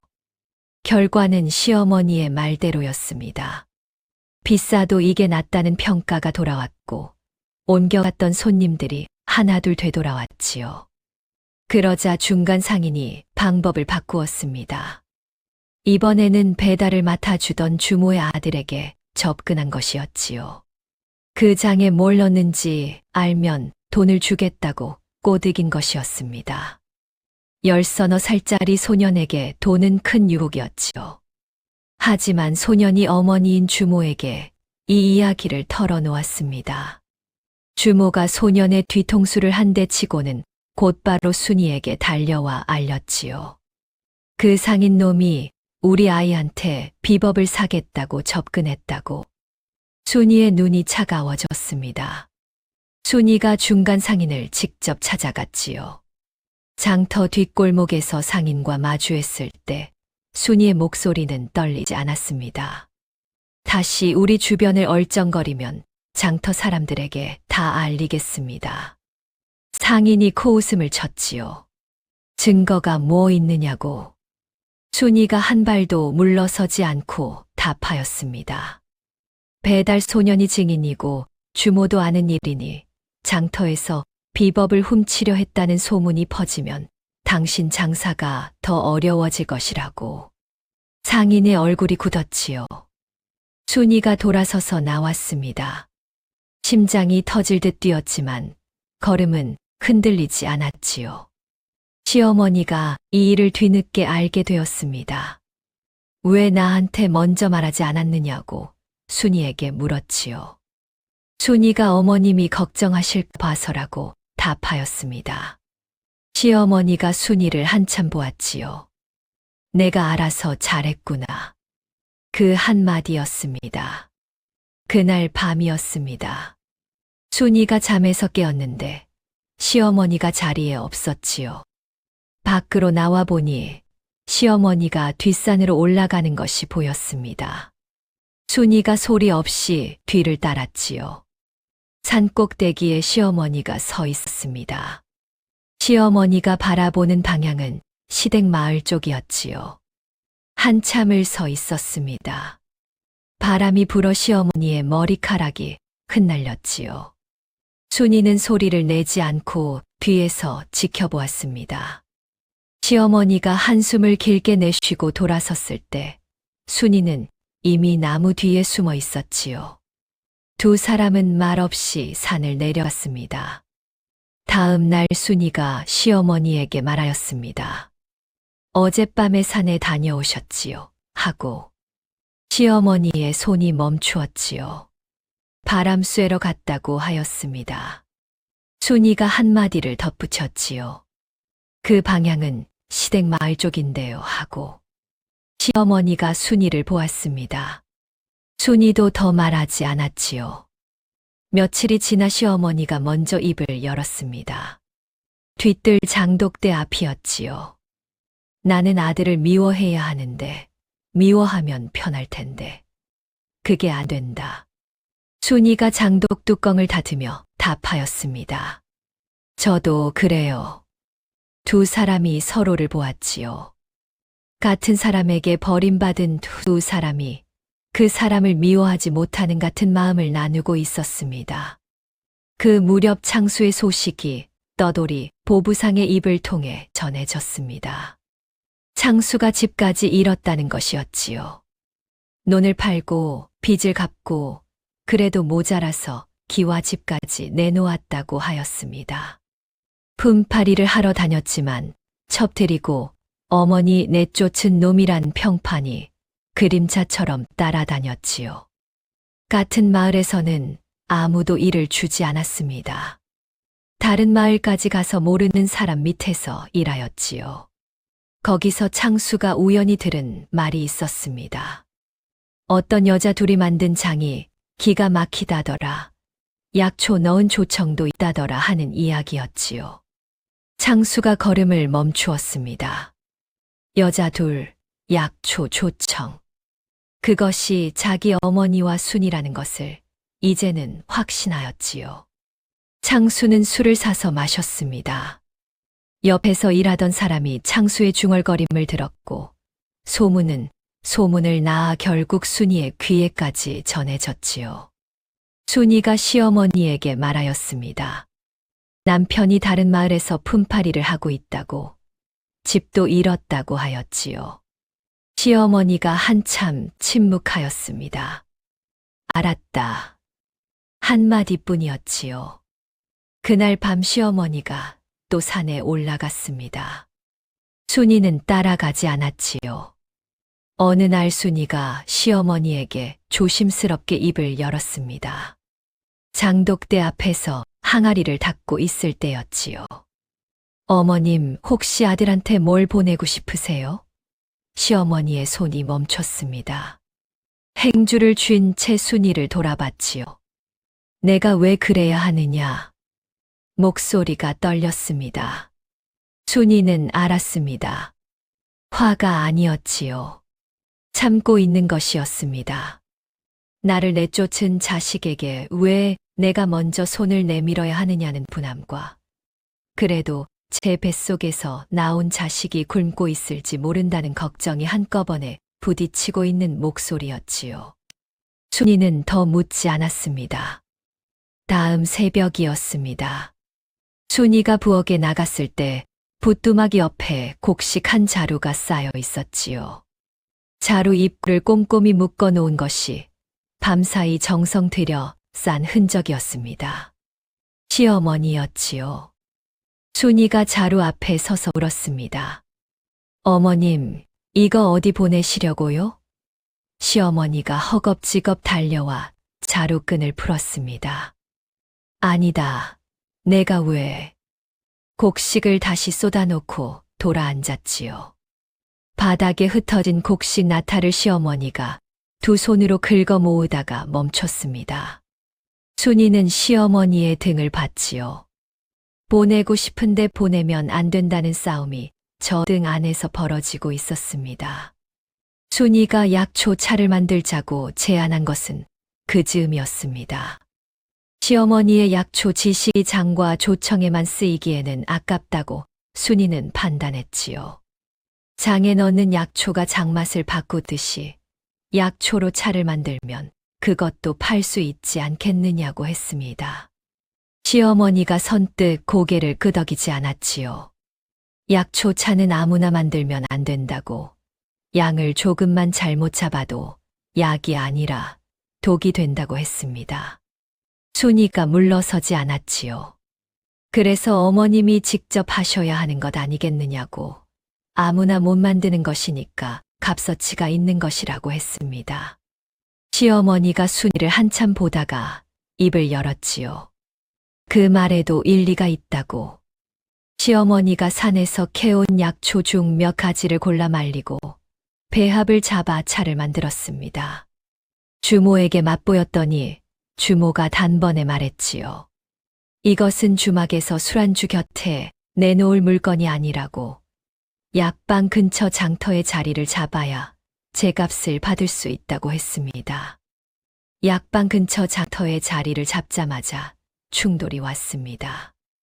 약방 주인이 순이를 찾아왔지요. 의원도 아닌 것이 약효를 내세우며 파느냐. 순이가 대꾸했습니다. 차일 뿐이지 약이라고 한 적 없다고 했지요. 약방 주인이 물러서지 않았습니다.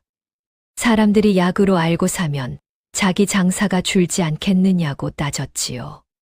순이도 물러서지 않았습니다. 사람들이 뭘로 알든 저는 차를 파는 겁니다. 약방 주인이 코웃음을 치고 돌아갔지요. 며칠 뒤 관에서 이방이 찾아왔습니다. 약방 주인이 고발을 넣은 것이었지요. 무허가로 약을 파는 여자가 있다고. 순이가 당황하지 않았습니다. 이방 앞에 약초차의 재료를 전부 펼쳐 놓았지요. 말린 약초를 하나하나 가리키며 설명했습니다. 이것은 산에서 나는 식용약초이고 이것은 뿌리를 말린 것인데 독성이 없으며 이것은 차로 끓여 마시는 것이지 약재가 아니라고 했지요. 이방이 재료를 하나씩 집어들고 냄새를 맡았습니다. 순이가 말했지요. 약방에서 파는 약재와 비교해 보셔도 됩니다. 같은 게 하나도 없습니다. 이방이 고개를 끄덕이며 약은 아닌 것 같으니 조심하라고 당부하고 돌아갔습니다. 약방 주인의 고발은 오히려 역효과를 낳았지요. 관에서 확인까지 했는데 문제가 없다더라는 소문이 퍼졌습니다. 약초차의 존재가 인근 마을까지 알려진 것이었지요. 이 소동이 가라앉은 뒤였습니다. 순이가 시어머니에게 정면으로 물었지요. 장독대 앞이었습니다. 어머님, 이제 이야기해 주세요. 어머님이 전에 뭘 하셨길래 약초도, 장도, 조청도 이렇게 아세요? 시어머니가 손에 들고 있던 주걱을 내려놓았습니다. 긴 침묵이 흘렀지요. 항아리 속에서 장이 부글거리는 소리만 들렸습니다. 시어머니가 입을 열었습니다. 나도 한때 쫓겨난 적이 있다. 순이의 눈이 커졌지요. 어머님도요? 시어머니가 고개를 끄덕였습니다. 순이가 다시 물었지요. 누구한테 쫓겨나셨느냐고. 내 시아버지한테. 순이의 입이 벌어졌습니다. 시아버지도 첩을 들이셨느냐고 물었지요. 시어머니가 다시 고개를 끄덕였습니다. 순이는 말을 잇지 못했지요. 같은 일이었습니다. 시아버지가 첩을 들이고 시어머니를 내쫓은 것이 아들 대에 와서 그대로 되풀이된 것이었지요. 순이가 물었습니다. 그러면 쫓겨나셨다가 어떻게 다시 아들과 같이 사시게 된 것이냐고. 시어머니가 말했지요. 시아버지가 병으로 죽고 첩도 떠나니까 아들이 혼자 남았다고 했습니다. 그때 자기가 돌아간 것이라고. 순이가 아들이 불러서 가신 것이냐고 물었지요. 시어머니가 쓴 웃음을 지었습니다. 내가 간 거다. 아들이 혼자라는 걸 알고 내가 찾아간 거다. 순이가 또 물었지요. 그래도 아들이 반가워하지 않았느냐고. 시어머니의 얼굴이 굳었습니다. 어렸을 때 떠난 어미를 반길 자식이 어디 있겠느냐. 순이는 그 말에 멈췄지요. 비로소 이어지는 것이 있었습니다. 창수가 시어머니에게 호칭을 쓰지 않는 것, 같은 밥상에 앉지 않는 것, 어머니의 말을 입 다물라고 자르던 것. 그 차가움의 뿌리가 여기에 있었지요. 어렸을 때 어머니가 떠났습니다. 아버지와 첩 사이에서 홀로 자란 아이였지요. 돌아온 어머니를 반기지 못하는 것이 미움 때문만은 아니었을 것입니다. 버림받은 아이의 상처가 굳어서 된 껍질이었지요. 순이가 더 물었습니다. 떠나 계셨던 그 세월 동안 뭘 하며 사셨느냐고. 시어머니가 벽을 세웠지요. 일했다. 그리고 열심히 살았다. 두 마디였습니다. 그 이상은 나오지 않았지요. 순이는 물러날 수밖에 없었습니다. 약초차가 입소문을 타면서 먼 마을에서 사람이 찾아왔습니다. 늙은 약재 장사꾼이었지요. 약초차를 사러 온 것이 아니었습니다. 만든 사람을 만나러 온 것이었지요. 시어머니를 보자마자 장사꾼의 눈이 커졌습니다. 혹시 당신 예전에 고개 아래에서 약초를 캐던 사람 아니요? 시어머니의 얼굴에서 핏기가 빠졌지요. 사람을 잘못 봤소. 장사꾼이 물러서지 않았습니다. 분명 기억한다고. 그 고개에서 비 오는 날마다 약초를 캐던 여인이 있었다고. 비에 젖은 산비탈을 기어오르면서까지 약초를 찾던 모습이 눈에 선하다고. 누구 약을 구하는 것 같았다고 했지요. 시어머니가 자리에서 일어섰습니다. 옛날 이야기 그만하시오. 등을 돌리고 나가버렸지요. 장사꾼이 다녀간 뒤 시어머니가 며칠 동안 말이 없었습니다. 장을 담그는 것도 조청을 만드는 것도 평소대로 했지만 입이 닫혀 있었지요. 순이가 걱정스러운 눈으로 바라보자 시어머니가 말했습니다. 옛날에 고생한 것이 떠올라서 그렇다고. 순이는 더 캐묻지 않았지요. 시어머니의 옆에 앉아 함께 장을 저었습니다. 어느 저녁이었습니다. 장독대 앞 평상에 두 사람이 나란히 앉아 있을 때 시어머니가 먼저 입을 열었지요. 내가 살면서 한 가지 후회가 있다. 순이가 돌아봤습니다. 시어머니가 앞을 보며 말을 이었지요. 그놈한테 자기가 해준 것을 한 번이라도 말했어야 했는데 말 안 하고 숨기기만 한 것이 후회된다고 했습니다. 순이의 가슴 속에 무거운 것이 내려앉았지요. 어머님이 뭘 해주셨느냐고 물었습니다. 시어머니가 고개를 저으며 말을 잇지 못했지요. 순이가 다시 말했습니다. 아직 안 늦었다고 지금이라도 말씀하시면 된다고 했지요. 시어머니가 하늘을 올려다봤습니다. 말해서 뭐 하느냐. 그놈이 알아서 뭐가 달라지느냐. 순이는 더 말을 잇지 못했지요. 장터에서 돌아오는 길이었습니다. 낯선 여자가 길 한쪽에 서서 순이를 유심히 보고 있었지요. 순이가 걸음을 멈추자 여자가 다가왔습니다. 창수의 첩이었지요. 예전에 고운 저고리를 입고 안방에 앉아있던 여자였습니다. 지금은 저고리가 빛이 발해 있었지요.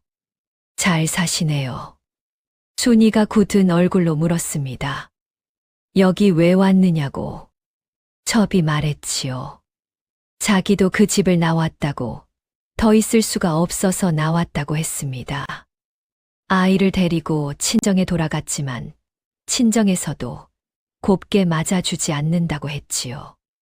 첩이 시어머니는 안녕하시냐고 물었습니다. 순이가 담담하게 답했지요. 우리 어머님은 잘 계시다. 첩이 잠깐 말을 멈추었다가 다시 입을 열었습니다. 처음에 시어머니가 나가실 때 솔직히 아무 생각이 없었다고. 하지만 지금 돌아보면 자기가 그 자리를 차지한 것이 아니라 빈자리에 앉았던 것이었다고 했지요. 순이는 대꾸하지 않았습니다. 첩이 고개를 숙이고 돌아갔지요. 순이는 첩의 등이 길 끝에서 사라질 때까지 서 있었습니다. 이 이야기를 시어머니에게 전하면 상처만 될 뿐이었지요. 순이는 입을 다물기로 했습니다. 창수가 빚 때문에 집까지 잃었습니다. 시아버지 때부터 대를 이어 살아온 그 집이 남의 손으로 넘어간 것이었지요. 옛 이웃 중 아무도 창수를 거두지 않았습니다. 저런 놈은 도와줘도 은혜를 모른다는 말이 마을에 돌았지요. 창수는 아무 연고도 없는 마을로 떠돌았습니다. 남의 짐을 날라주고 밥을 얻어먹으며 하루하루를 버텼지요. 그러다 어느 장터에 닿았습니다. 좌판 위에 장과 조청과 약초 차가 가지런히 놓여 있었지요. 순이가 손님을 응대하고 있었습니다. 그 옆에서 시어머니가 조청을 퍼주고 있었습니다. 창수는 장터 구석에서 발을 멈추었지요. 순이의 얼굴이 예전과 달랐습니다. 구박받던 시절에 움츠리던 어깨가 펴져 있었지요. 시어머니의 얼굴도 달랐습니다. 아들 앞에서 주눅 들던 표정이 어디에도 보이지 않았습니다. 창수는 뒤로 물러났지요. 하지만 장터를 떠나지 못했습니다. 구석에서 어슬렁거리다가 좌판 옆에 놓인 장 항아리에 눈이 갔지요. 지나가는 사람이 맛을 보라며 순이에게 숟가락을 받아드는 것을 보았습니다. 창수가 다가가 줄 끝에 섰습니다. 순이는 알아보지 못했지요. 창수가 머리를 숙이고 있었고 살이 빠지고 수염이 자란 몰골이 전과는 판이했기 때문이었습니다. 숟가락을 받아 장을 한 숟갈 떴지요. 장이 입에 닿는 순간 창수의 손이 멈추었습니다. 짠맛이 먼저 오고 그 뒤로 깊은 맛이 밀려왔지요. 끝에 약초 향이 은근하게 남았습니다. 창수가 중얼거렸습니다. 이건 어머니가 담그시던 그 맛이다. 순이가 다음 손님에게 장을 퍼주고 있었고 창수의 중얼거림은 바람에 섞여 사라졌지요. 창수는 며칠을 장터 근처에서 머물렀습니다. 남의 짐을 옮겨주고 한 끼를 벌면서 순이에게 직접 가려다 돌아서기를 반복했지요. 결국 주모에게 갔습니다. 장 파는 여자에게 사람 하나가 만나고 싶어 한다고 전해달라고 했지요. 주모가 창수를 위아래로 훑어보며 물었습니다. 혹시 그 여자 남편이 아니냐고. 창수가 대답하지 않았지요. 주모가 순이에게 그 전가를 전했습니다. 순이는 시어머니에게 바로 알리지 않았습니다. 먼저 주모에게 가서 창수의 상태를 확인했지요.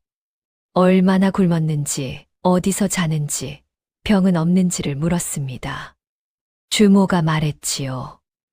며칠째 짐을 나르며 밥을 얻어먹고 있고 얼굴이 많이 상했다고. 순이는 그 이야기를 정리한 뒤 시어머니에게 갔습니다. 시어머니가 감정에 흔들릴 것을 알았기 때문이었지요. 시어머니에게 전할 때 말의 순서를 골랐습니다. 어머님, 그이가 장터에 왔었다고 합니다. 시어머니가 장을 젓고 있던 손을 멈추지 않았습니다. 한참 뒤에야 입이 열렸지요. 왔으면 왔지, 나한테 왜 말하느냐고 했습니다. 시어머니의 손이 평소보다 빠르게 장을 저었지요. 그날 밤이었습니다. 시어머니가 장독대 앞에 혼자 앉아 있었습니다. 달빛 아래서 항아리 속을 들여다보며 중얼거렸지요. 이놈아, 그래 결국 그 꼴이 되었구나. 주걱을 든 손이 떨렸습니다. 장독대 위로 물방울이 떨어졌지요. 아들이 결국 순이를 직접 찾아왔습니다. 장터 뒤편이었지요. 고개를 숙인 채 두 마디를 내뱉었습니다. 잘못했다고. 순이가 창수의 얼굴을 보았습니다. 살이 빠져 광대뼈가 드러나 있었고 옷은 남루하기 짝이 없었지요. 순이가 물었습니다. 어머님한테도 그렇게 말할 수 있느냐고. 창수의 입이 닫혔지요. 순이는 기다렸습니다. 창수가 고개를 더 숙였지만 말이 나오지 않았습니다. 순이가 돌아서며 말했지요. 어머님이 만나겠다고 하시면 그때 오라고. 순이가 시어머니에게 전했습니다. 그이가 와서 잘못했다고 했고 어머님을 만나고 싶다고 한다고. 어떻게 하시겠느냐고 물었지요. 시어머니가 한참을 앉아 있었습니다. 당장은 못 만나겠다. 순이는 더 묻지 않았지요. 창수가 떠나지 않았습니다. 마을 장터 근처에서 남의 짐을 옮기며 밥을 구걸하고 있다는 소식이 계속 전해졌지요. 마을 사람들이 순이에게 와서 말했습니다. 내 남편이 장터 근처에서 구걸하고 다니니 체면이라도 있으면 거두라고. 순이가 단호하게 답했지요. 그 사람은 제 남편이 아닙니다. 창수가 장터에서 쓰러졌습니다. 며칠을 굶은 것이었지요. 주모가 밥을 가져다 먹여서 겨우 살렸습니다. 주모가 순이에게 왔지요. 이래도 안 걷어줄 거냐? 사람이 죽겠다고 했습니다. 순이는 대답하지 못했습니다. 시어머니에게 이야기했지요. 시어머니가 아무 말 없이 부엌으로 갔습니다. 쌀을 씻었습니다. 물을 부었습니다. 죽을 쏘기 시작했지요. 순이가 부엌 문 앞에서 지켜보았습니다. 시어머니의 등이 떨리고 있었지요. 죽이 다 되자 시어머니가 그릇에 퍼담으며 말했습니다. 이거 그놈한테 갖다 주되 내가 끓인 거라고는 말하지 말라고. 순이가 죽을 들고 창수에게 갔습니다. 주모네 처마 밑에 누워있던 창수가 일어나 앉았지요. 순이가 그릇을 내려놓으며 말했습니다. 누가 보내는 건지 묻지 말라고. 창수가 그릇을 받아 숟가락을 떴지요. 죽이 입에 닿은 순간 숟가락이 멈추었습니다. 창수가 천천히 다시 한 숟갈을 떴습니다.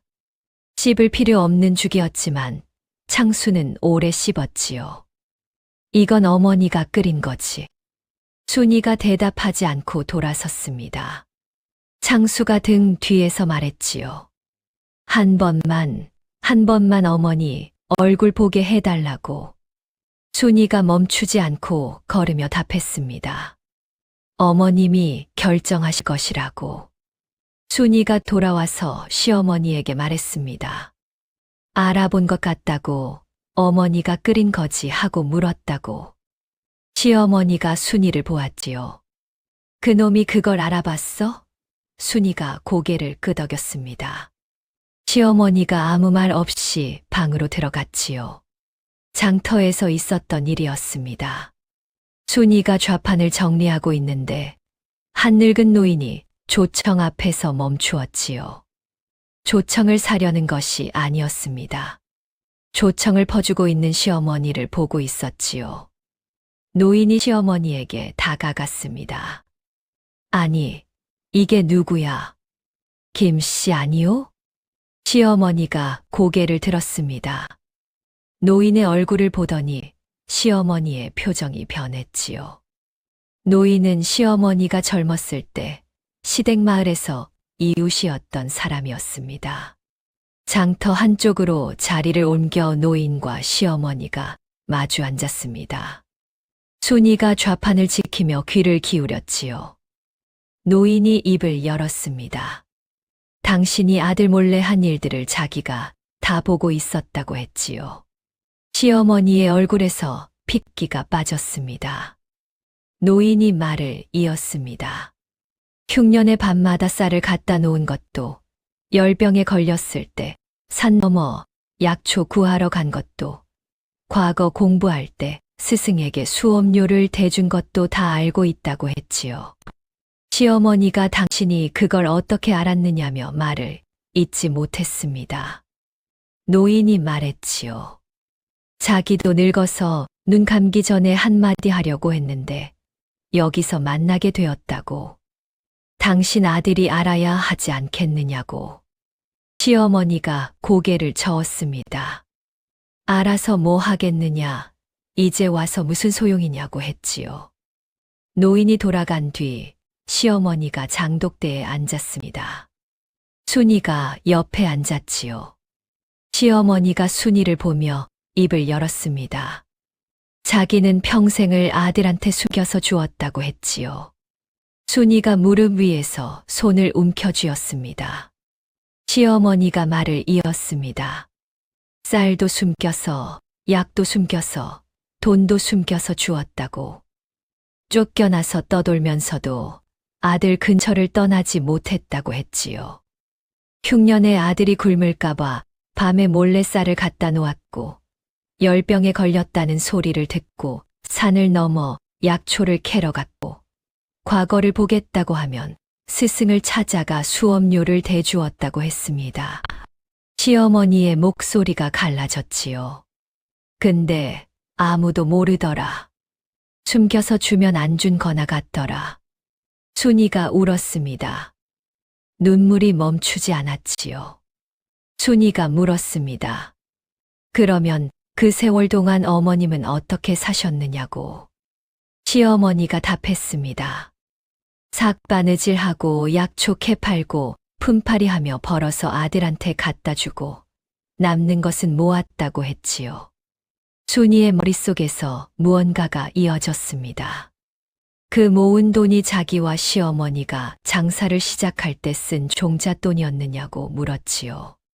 시어머니가 고개를 끄덕였습니다. 수십 년 동안 푼푼히 모은 전 재산이었다고 했습니다. 순이는 숨을 쉴 수가 없었지요. 순이가 물었습니다. 어머님은 왜 그때 자기한테 말씀하지 않으셨느냐고. 시어머니가 순이의 손을 잡았지요. 말하면 내가 부담스러울 것 같아서 그랬다고 했습니다. 순이가 시어머니를 안았습니다. 얼굴을 시어머니 어깨에 묻었지요. 어머님, 저는 어머님이 뭘 해주셔서 여기 있는 게 아니에요. 어머님이 좋아서 여기 있는 거예요. 시어머니가 처음으로 소리내어 울었습니다. 장독대 앞에서 며느리의 어깨를 잡고 울었지요. 순이가 물었습니다. 남편한테 이 이야기를 알려야 하겠느냐고. 시어머니가 눈물을 닦으며 말했지요. 아니라고. 그놈이 알면 동정으로 돌아올 것이고 자기는 동정받으려고 그런 것이 아니라고 했습니다. 그런데 아들은 이미 대문 앞에 와 있었습니다. 언제 왔는지 모르게 대문 앞에 무릎을 꿇고 앉아 있었지요. 어머니, 잘못했습니다. 소리가 방 안까지 들렸습니다. 시어머니가 몸을 굳혔지요. 순이가 시어머니를 보았습니다. 시어머니가 고개를 저었습니다. 나가지 않겠다는 뜻이었지요. 시간이 흘렀습니다. 해가 기울었습니다. 비가 내리기 시작했지요. 창수가 대문 앞에서 일어나지 않았습니다.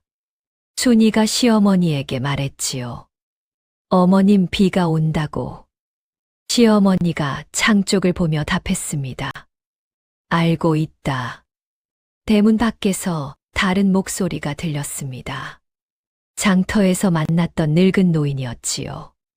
창수가 대문 앞에 꿇어 앉아 있다는 소문을 듣고 온 것이었습니다.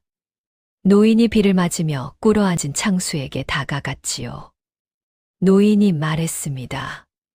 내 어머니가 어렸을 때 쫓겨난 뒤에도 몰래 내 곁을 맴돌았다고. 창수가 고개를 들었지요. 노인이 말을 이었습니다. 흉년의 아침마다 부엌에 놓여있던 쌀, 그것이 다 내 어머니가 밤에 몰래 갖다 놓은 것이라고. 열병에 걸렸을 때 약초를 구해온 것도, 과거 볼 때 스승에게 수업료를 대준 것도 모두 내 어머니가 한 일이라고 했지요. 그게 어머니였어요? 노인이 고개를 끄덕였습니다.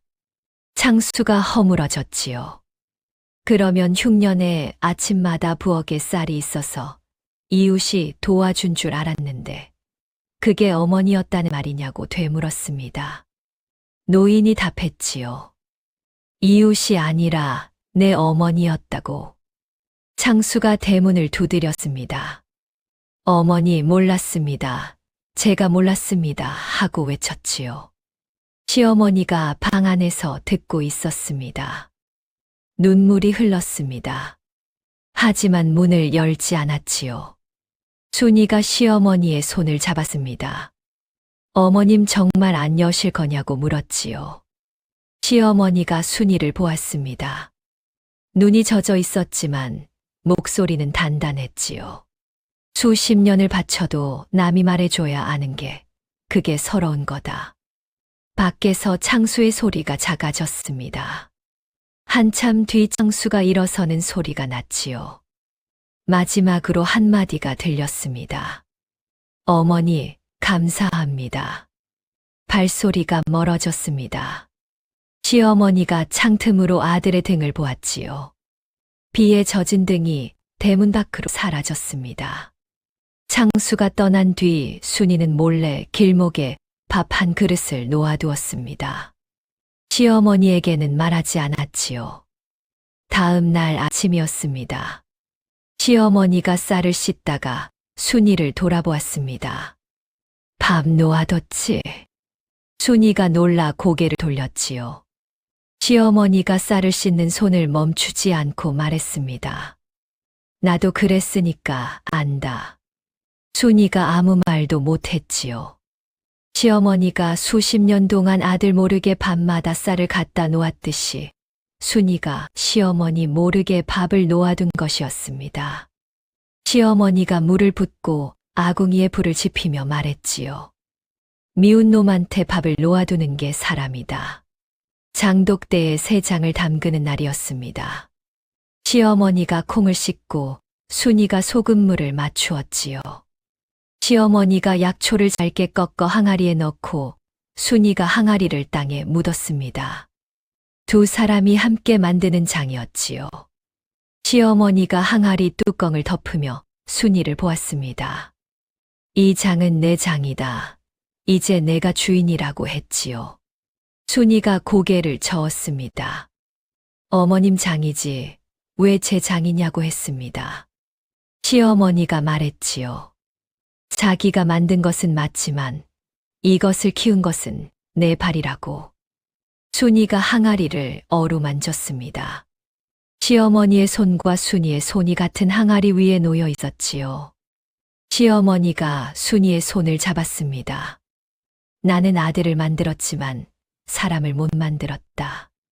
잠깐 말을 멈추었다가 이었지요. 너를 며느리로 맞은 건 그놈 인생에서 유일하게 잘한 거다. 순이가 웃었습니다. 저녁에 마루에 나란히 앉았습니다. 시어머니가 조청 항아리를 여러 숟가락으로 떠서 순이에게 내밀었지요. 순이가 맛을 보았습니다. 달고 따뜻했습니다. 시어머니도 한 숟갈 떠서 맛보았지요. 이 조청 맛이 점점 좋아진다고 했습니다. 순이가 어머님 비법 덕분이라고 하자 시어머니가 고개를 저었지요. 비법은 무슨 같이 만드니까 맛이 좋은 거지. 마을 아이들이 뛰어왔습니다. 담 너머로 고개를 내밀며 조청 할머니, 조청 달라고 외쳤지요. 시어머니가 아이들에게 조청을 한 숟갈씩 떠주었습니다. 아이들이 입을 오물거리며 웃었습니다. 시어머니도 웃었지요. 순이는 그 모습을 보았습니다. 아들에게 인정받지 못한 사람이 동네 아이들에게 조청 할머니로 불리며 웃고 있었지요. 장터에서 어떤 젊은 여자가 순이에게 다가왔습니다. 눈이 부어 있었지요. 시댁에서 구박받는데 어떻게 해야 하느냐고 물었습니다. 순이가 여자를 보며 말했지요. 뭐가 참을 만한 건지, 뭐가 안 되는 건지는 본인이 가장 잘 알 거다.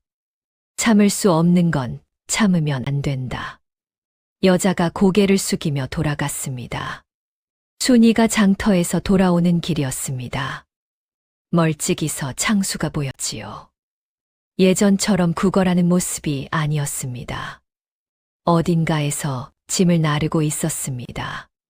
등에 짐을 지고 땀을 흘리며 걷고 있었지요. 창수가 순이를 알아보고 잠깐 멈칫했지만 고개를 숙이고 다시 짐을 졌습니다. 순이가 한참 그 모습을 보다가 집으로 돌아왔지요. 시어머니가 마루에 앉아 있었습니다. 순이가 옆에 앉으며 말했지요. 장터 오는 길에 그 일을 보았는데 짐을 나르고 있었다고. 시어머니가 고개를 돌렸습니다. 구걸하는 것이 아니냐고 물었지요. 순이가 고개를 저었습니다. 아니라고 일하고 있었다고 했습니다. 시어머니가 한참 먼 곳을 바라보았지요. 저놈이 진짜 달라진 것이 보이면 그때는 문을 열어도 된다고 했습니다. 순이가 물었지요. 달라진 것이 보이시느냐고. 시어머니가 대답 대신 장독대를 바라보았습니다. 해가 기울었습니다. 시어머니가 순이에게 말했지요. 고맙다. 순이가 제가 뭐려 하고 되물었습니다. 시어머니가 순이를 보았지요. 그날 손잡아줘서 사랑채에서 시어머니가 바닥을 쓸고 있던 그 아침이었습니다. 순이가 무릎을 꿇고 같이 나가자고 했던 그 아침이었지요.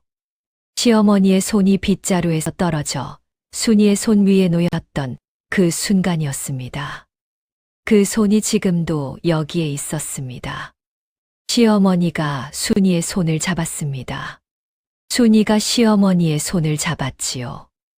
거칠고 굳은 살이 박히고 마디마디가 갈라진 손이었습니다. 순이는 그 손을 꽉 쥐었습니다. 장독대에서 장이 읽는 소리가 들렸지요. 오늘 이야기가 재밌으셨다면 아래 좋아요, 구독, 하이프 버튼 꾹 한 번씩만 부탁드립니다. 눌러주시는 그 한 번의 손길이 손녀한테는 정말 큰 힘이 됩니다. 오늘도 함께 해주셔서 감사드리고 다음 이야기에서 또 뵙겠습니다. 항상 건강하세요.